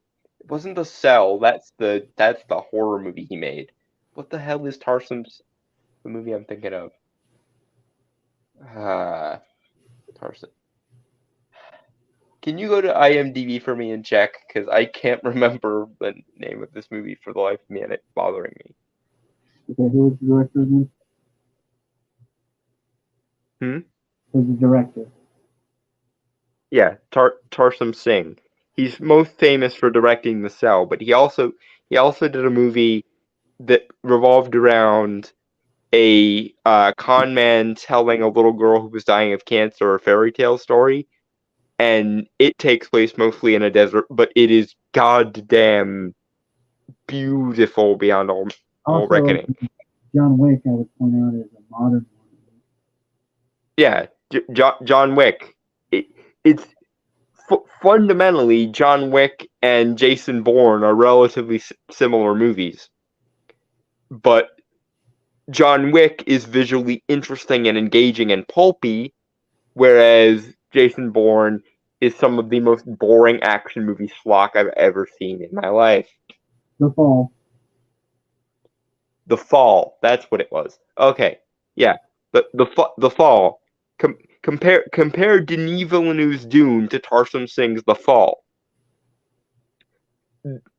One of these is almost 20 years old now, and one of these came out just, in 2020. And yet, it's the one that came out in 2020 that is visually dull to the point of tears, and the other one that came out in, like, the late 90s that is the visually resplendent one. Especially impressive when you consider there was no digital photography involved in The Fall. And it is fucking gorgeous. You couldn't achieve that kind of gorgeousness with all of the camera filters under the sun, and yet he somehow managed it. For as much as we all mock The Cell for being over the top and cringy, which it was, Tarsem Singh at least had talent, is all I'm saying. Whereas Denis Villeneuve can only rip off Christopher Nolan, who, if I'm honest, succeeds in spite of himself, not because of himself. Anyway, moving on. Why are so many filmmakers keeping the lights low? The simple answer is because they can. Well, fuck them then. They're being deliberately moronic on purpose. Well, also, I just remember what I was going to say earlier. When they mentioned the Titanic thing, is most of that. I think the biggest issue nowadays is it's visual lighting instead of practical lighting. Mm-hmm. Where they just have like these flat, when you just film it, it's just like kind of flat stuff, right? Mm-hmm. And then they digitally add in lighting and stuff, but they're doing it the barest minimum. They're not being creative with it and anything. So that's why it doesn't look great. Because visual creativity is overly optimistic and naive, and grounded nihilism is so very, very intellectual. So we'll bore our audience to death, and that will make us feel smart, don't you know? Derp.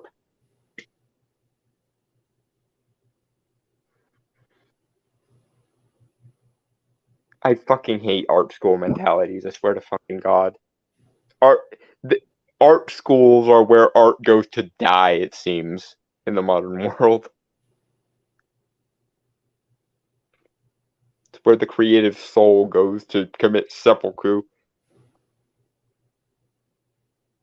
I never went. Although I probably wouldn't get able to get in money-wise alone. Uh-huh. But yeah, my point is that it's funny that all the creative people are actually coming from outside of the art school, when in a sane world, art school is where you would go to master your art form, whereas in the modern context, an art school is where your creativity goes to commit harikiri. Anyway, moving on, or Yeah, we moving on. noted that clips and trailers are bound to look dimmer on your phone in broad daylight than they are when projected on a big screen in a cinema. Honestly, I'll be honest. When I've watched it on a TV, like a movie on TV, and then when I've seen it on a big cinema screen, it looks more colorful on my TV. Yeah, it's not, number one, it's not that noticeable, and number two, even if that was the case, it shouldn't be. If your visuals are so shoddy that they only work well in one format, then you have failed as a visual director. Especially if large percentages of your movie are made of CGI, because, and I'm gonna use the same standard I used to beat the shit out of James Cameron with regards to Avatar 2. If the limits of what you can create, visually speaking, are limited only by your own imagination, and the visuals are still crap, then we can therefore conclude the problem is with your imagination. This is the thing. I give a lot of leeway to movies where CGI, was still an emerging technology, because they actually had limitations as to what they could do with it. Now, though, we can literally create entire worlds and landscapes entirely from scratch based on nothing but our creativity. So if the visuals we get as an end result of that are bullshit and pedantically overly grounded, then that means the fault is not in the technology, but in the creativity of the person using it. And again, it's funny to remember that Matrix 1, 2, and 3 all came out in 1989, 2000, and 2002, respectively, and they still look better even than Matrix 4, which came out in 2021, I believe. And let alone the fact that Matrix 1, 2, and 3 look better than Inception, which came out a decade later, or better than Avatar 1, which came out around that same time. Anyway, moving on. Right, but specialists who have compared the palettes of new and old films confirm this gloomy trend isn't just about our phones or our rose-tinted memories. As far as cinematography is concerned, really are living in the darkness. So why are so many filmmakers keeping the lights low? Simple answer is because they can. It's been a decade since digital video overtook the use of celluloid, and by 2016, more than 90% of films were shot digitally. One change wrought by this technology is that directors now have video monitors on sets to show them exactly what cameras are capturing. They can see immediately whether all of the details they need are there on screen, so they can experiment with lower lighting.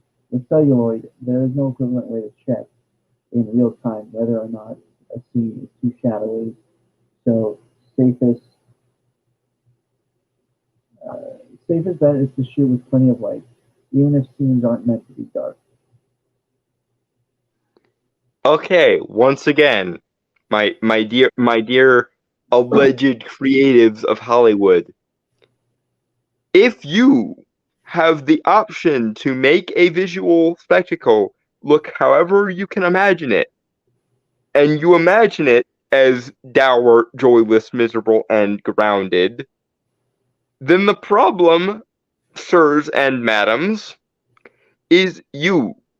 If you have all the resources a director could ever want, and the end result is still bullshit, then the bullshit comes not from limitations in the technology, for there are none, or at least negligible enough to be almost none, but from you. If you can create literally anything you can imagine, and all you can imagine is miserable, dreary, joyless pieces of shit, then the fault lies in your imagination that the end result is bullshit. Moving on.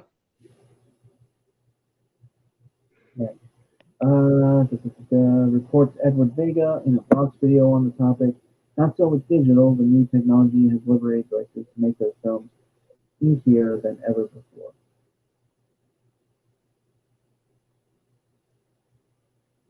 And again, I don't accept the because I can answer, because my follow-up question would become, why do you want it that way?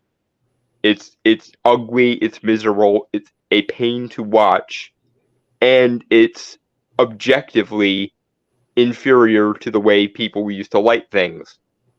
So if you want it unnecessarily dark and gritty and grim and quote-unquote realistic, which is basically just softcore nihilism, then what is your fucking problem? Because you shouldn't want it that way. At least not when you're talking about IPs that lend themselves inherently to high concept, high visual, high abstraction corollaries, like, say, a fairy tale or a high concept sci-fi thing or a superhero movie and so on.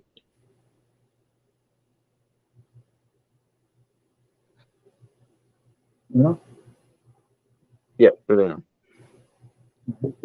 on. But why should they want their work to look as if it was shot during a solar eclipse? One reason is that for the past decade, Hollywood has been dominated by science fiction and fantasy genres that are often associated with big, bold colors and campy fun.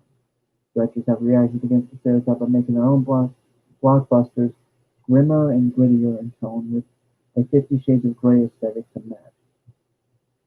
So in other words, you're being spiteful little cunts. Is that the answer? We don't like when people enjoy bright, colorful, high concept, abstract stuff. So we're going to take what should be high concept, abstract stuff with color and visuals to match, and we're going to deliberately make it gray and miserable and quote unquote realistic. Oh, will you look at that? The minute we did that, people stopped liking it. It can't be as though people actually have reasons and criteria for liking things and actually prefer light, color, and interesting visuals, can it? No, they must all be uneducated. We are the intellectually superior ones. Boring is intellectual, grr. Fucking hipsters. Hamster? What did you say? Hamster? No, I said hipsters.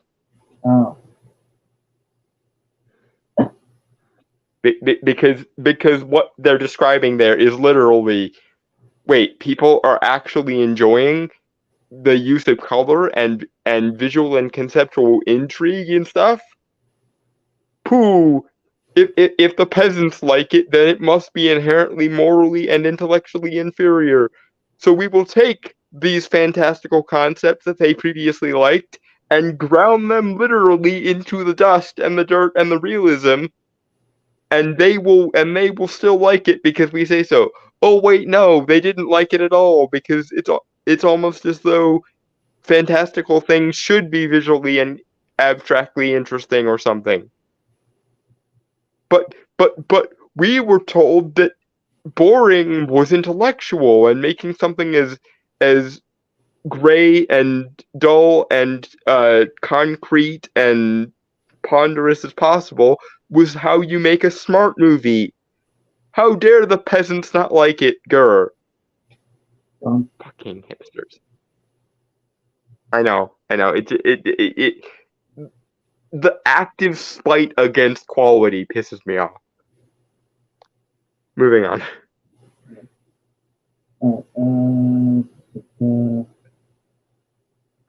Similarly, directors are distinguishing their live-action Disney films from the studio's classic cartoons by giving them more naturalistic lighting. Yeah, but That's not even how nature looks. yeah, no, I literally have trees and stuff surrounding my neighborhood, and it looks very different.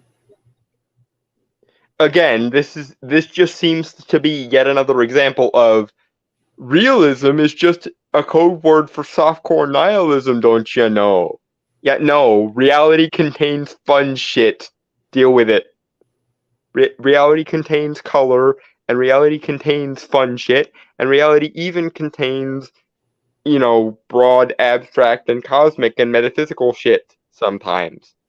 Like, it's so fucking, it's so miserable. I can't. Why would you? Okay, even if you thought realism was a virtue, which debatable in almost every circumstance, but even if you thought realism was a virtue, why the fuck would you strawman reality like that? And even if you were gonna strawman reality, wouldn't you wouldn't you want to strawman reality by making it more fun and fantastical and cool? No, no, we need to make it deliberately miserable because misery is what smart people feel or something. Like nihilism is the intellectual position. Only naive children actually actually like things and engage with color or intrigue. Tharp.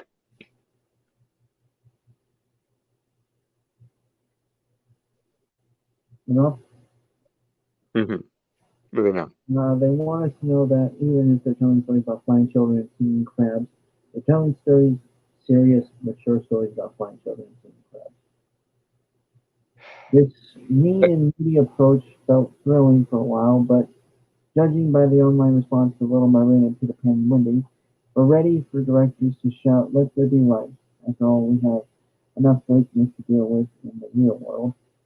Maybe it's time for Hollywood to once again glory in the color and brightness offered by science fiction and fantasy and give us some Superman and Star Wars films that really scorch the retinas. As the saying goes, Again, I'm not. before the dawn. Okay, so. Again, I despise this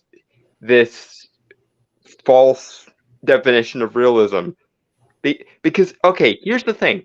Actual realism, i.e. actual, attempts to mimic the way reality actually works, or at the very least abide by some kind of logic, hard and fast logic, I can abide that. In fact, I actually prefer that.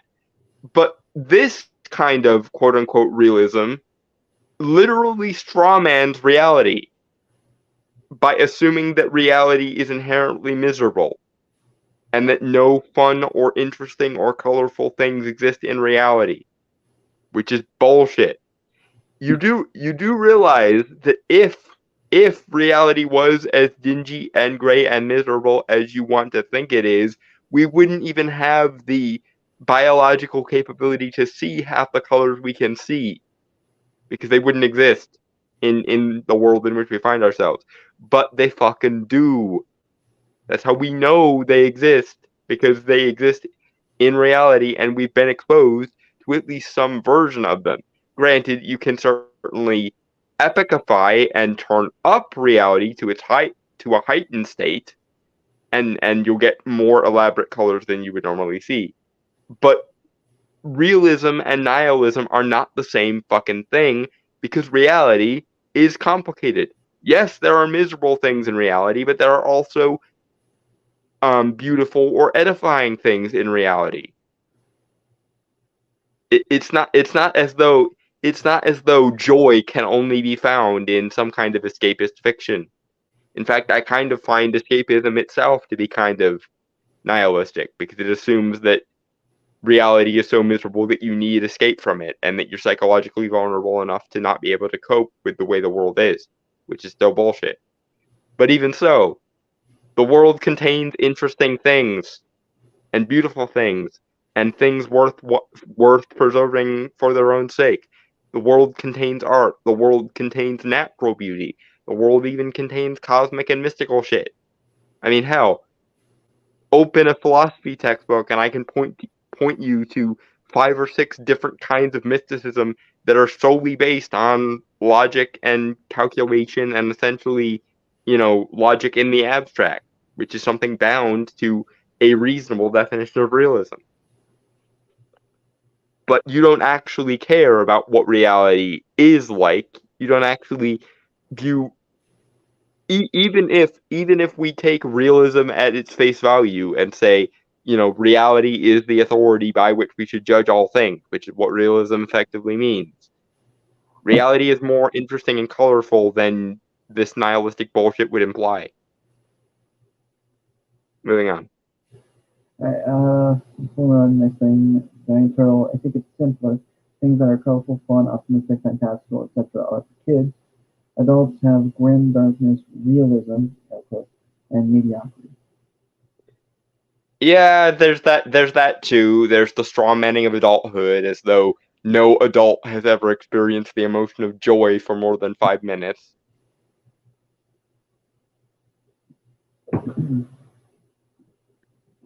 I think both of these things can be true, Dragon Turtle. I don't think it's as simple as one or the other. I think it's a little bit of both. In fact, if anything, I think the conflation of nihilism and realism probably begins with that whole childhood equals naive, adulthood equals miserable dichotomy that people make.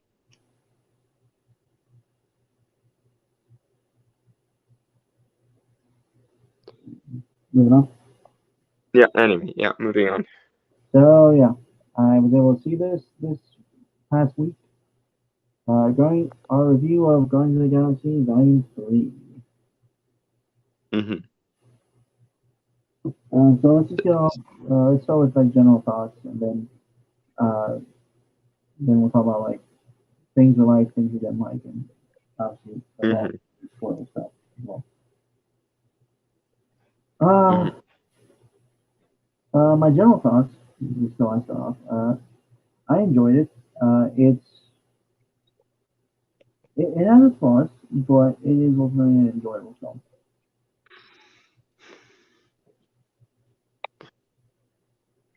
Film.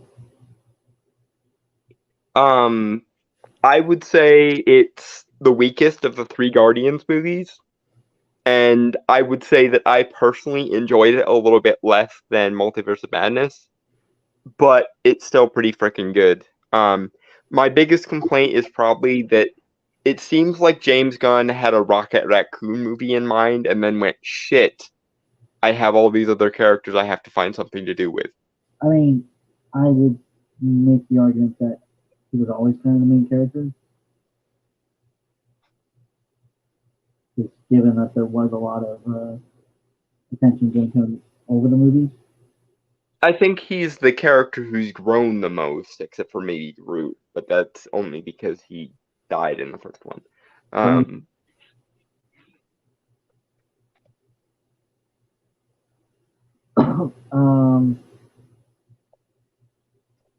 What else?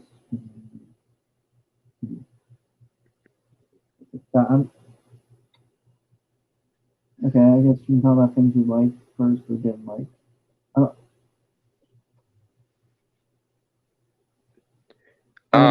The High Evolutionary was a really cool villain. Oh yeah, no, I kind of wanted to save him for like kind of last to talk about. But yeah, he was an exceptional villain, mainly because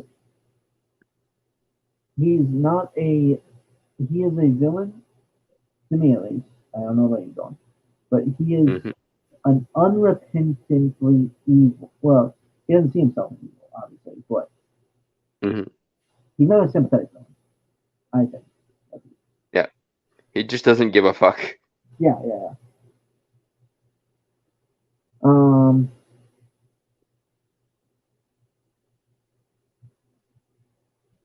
but yeah, and for those who don't know who the High Evolutionary is, he is well, comics version is a scientist who is obsessed with evolving uh, life in the universe to be its most perfect form, regardless of any morals or. Uh, Hmm. the guy basically is just going to brutally experiment on things. Like Dr. Frankenstein turned up to, Dr. Moreau. yeah, Dr. Moreau turned up to like, I want to say maybe 15.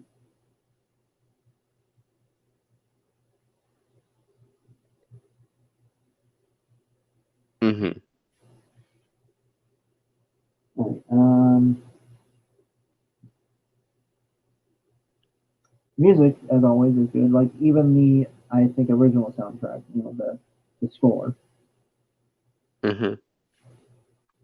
Well, that's just a good And one. in theory, I like the fact that the scope of the music has broadened because, of course, Peter has the Zoom now. But I kind of wish it had stayed in the 80s, um, because random like 90s and 2000s songs being thrown in there didn't quite fit as well, in my opinion. I would disagree, but I think it depends on the songs, and I would have to look up the songs. Hmm. I think the opening one works fine, Hmm. which is Radiohead's Creep, and I've listened to that song many times, even before it was on there. I am kind of miffed they never used God Was Never on Your Side for the High Evolutionary, because he is basically playing God, and what with the Rocket's youthful naivete, spoilers, being shattered as part of the main crux of the movie, God Was Never on Your Side would have been a good choice. Hmm. You just really want to hear that song, Jim, don't you? I love that song. That song is fucking amazing. I love it whenever it shows up. But in particular here, what with the what with the High Evolutionary playing God effectively, and like the breaking of the illusion um of him being a nurturer being crucial to Rocket's character development. I think God Was Never on Your Side would have worked really well for this. I can see that. Um, Especially because there are actual scenes where the High Evolutionary is taunting Rocket and telling him basically, "Oh, you thought I cared about you," kind of. Well, ha ha ha, the joke's on you, sort of thing. So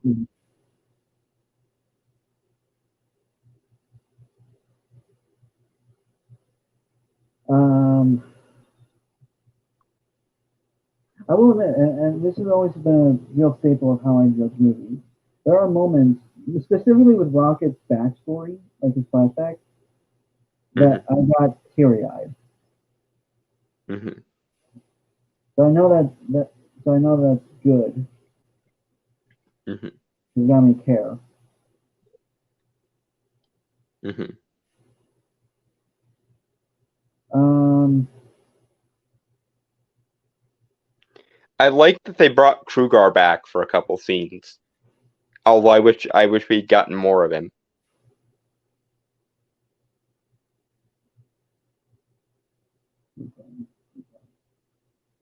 Big red sorcery alien. What is the apprentice of Doctor Strange in the far future? right. Um,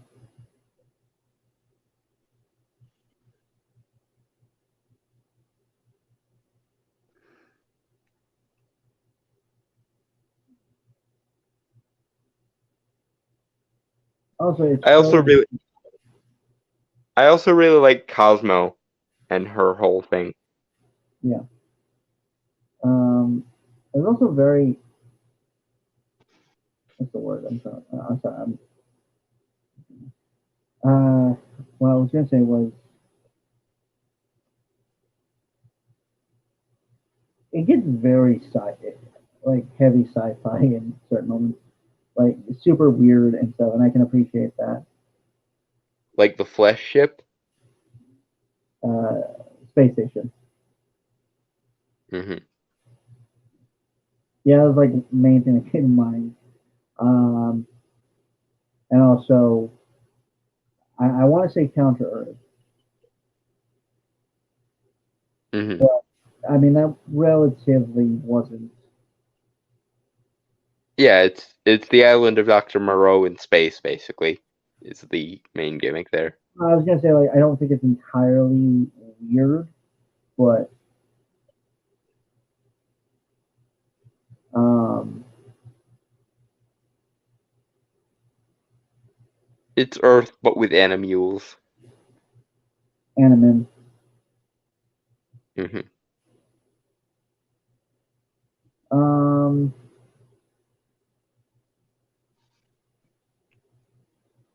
This might have been a good place to set up the X-Men with all of the genetic splicing and mutation talk.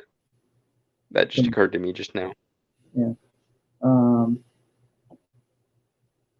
they're very different compared to like other MCU movies that come out recently. I will say that too, which I think works in favor. Yeah. It's just more tonally consistent and didn't really stop Yeah. to like, you know, there's no jarring jokes, honestly. Like all the jokes work and stuff. Hmm. So it's just, yeah. Granted, like I said, I didn't like it quite as much as I liked Multiverse of Badness, but then again, I'm biased in favor of mystical shit. It's true. Um, Also, the journey Star Lord has, I think, of learning to let go, like with the love he has for Gamora and not trying to replace her with past Gamora. That kept hurting me throughout the course of the movie. It was like, God damn it, woman. If you I only mean, if you only knew what you had lost, man. like I get it. It's, but I at least appreciate the maturity they somewhat handled it with. Yeah, apparently James and the Russos worked on the Gamora sacrifice in Infinity War together, so this was kind of always the plan. But still, I there were times I wanted to slap Gamora throughout this movie. Oh yeah, no, but I think that's kind of the point because she didn't really go on the arc that the Gamora we saw in the first two Guardian movies did. Yeah, no, she's still doing the whole character development thing. It's still like, stop being mean to the dude, man. Again, what I kept thinking of it is if only you knew what you lost kind of thing. But Yeah, yeah. the point, of course, is that they're different because time shenanigans and all. But it's still, I felt for Peter is all I'm saying. And given how much he screws the pooch in Infinity War, that was impressive that they made me care about what Star Wars thinks again somehow. Yeah. Um, Things. Okay, I think we covered all the things we liked about the movie. So Hmm. I guess we start talking more critical about it. Hmm. I think you and I can both agree that Adam Warlock was one of the. Although I think I'm a more forgiving, just because I feel like for some reason.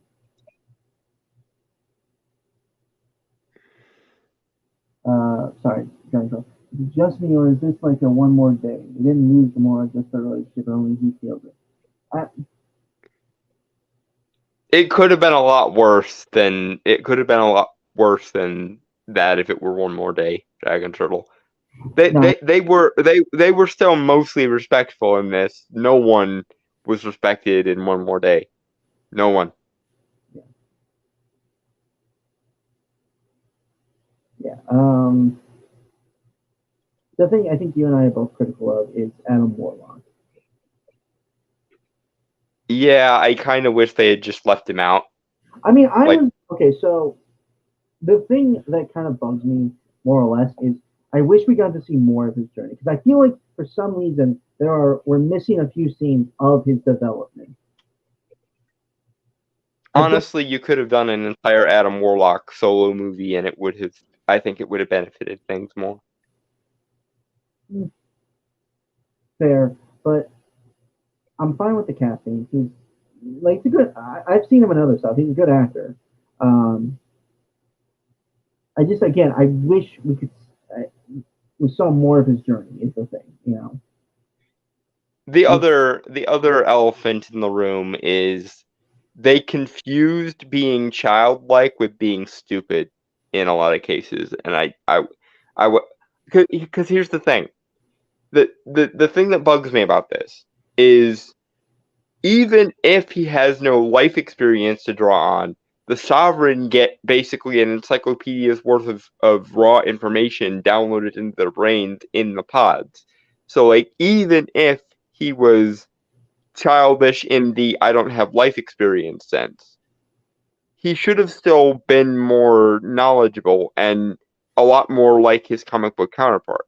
Because they I'm did kind of do that in the comic, where he had a lot of intelligence but no wisdom I'm in trying to think. especially in his early days. I'm trying to think of an example that we kind of compare to, but not Hmm. like a being that like a character that has intelligence, but you know is childlike. And I'm drawing a blank here. I know there are some, but I can't for the life of me remember. Um, Janet from Good Place would be a good example. I never could get into that show. I'll be fully honest. It's it Yeah, I can see why it'd be difficult to get into. Yeah, I actually like the first couple seasons better than the later seasons, to be fair. I I watched think after a certain point they ran out of ideas. I watched it, and I don't think it's bad. It's just like it's not really my thing, you know. Hmm. Uh, I liked it I think a little bit more than you did because I could feel for the like philosophical aspect of it, like no, yeah, that's especially Chidi. fine. It's fine. It's just like I don't know. I'm more of like a mystery guy or an action guy. You know, Mm. I'll be honest. I'll be honest. It's effectively a sitcom, and I've never been a big fan of sitcoms. I've just never seen a lot. Like I said, I think after the first season they kind of ran out of ideas, and I don't like the way it resolved with the you know the afterlife eventually leads to permadeath thing. That strikes me as kind of nihilistic. Yeah. Um, but honestly, is there anything else bad? Again, I think that some of the other characters' plots were sort of left hanging in the wind because Yeah, it really feels like James Gunn wanted this to be the capstone of Rocket's story, and then went and was like, "Oh wait, crap! I have to write for all the other characters still, don't I?" Shit. yeah. Mm, mm. Like it almost feels like this should have been a Rocket Raccoon solo movie. Or you could have done a miniseries maybe, or like a special. Yeah. Yeah. Um, besides that, no. It just didn't feel as sharp as the first or second one, to be fair to me. Like that was the biggest thing was it just didn't seem like it had the same energy as it used to. Yeah. Mm, I can see that. It's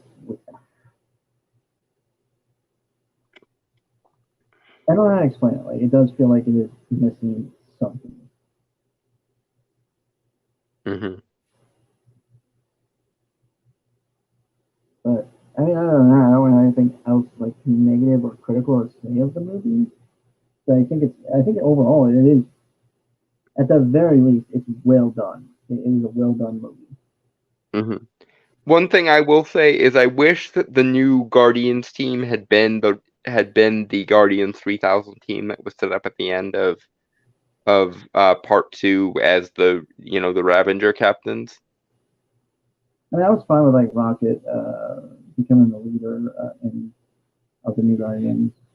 No, it made sense for his character. I'm just saying, as a comic book fan, especially given that we got it alluded to in part two, I was really hoping we would transition into the Guardians 3000, Yeah, and we it didn't. did surprise me that they introduced Quasar as well. You know, a little girl. Hmm.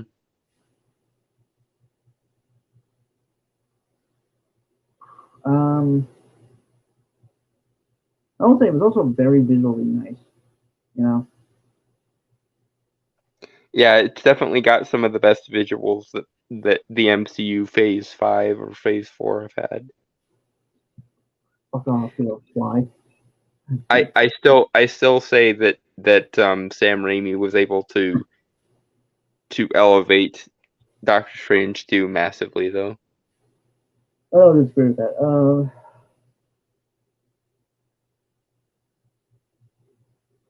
Hmm. Uh,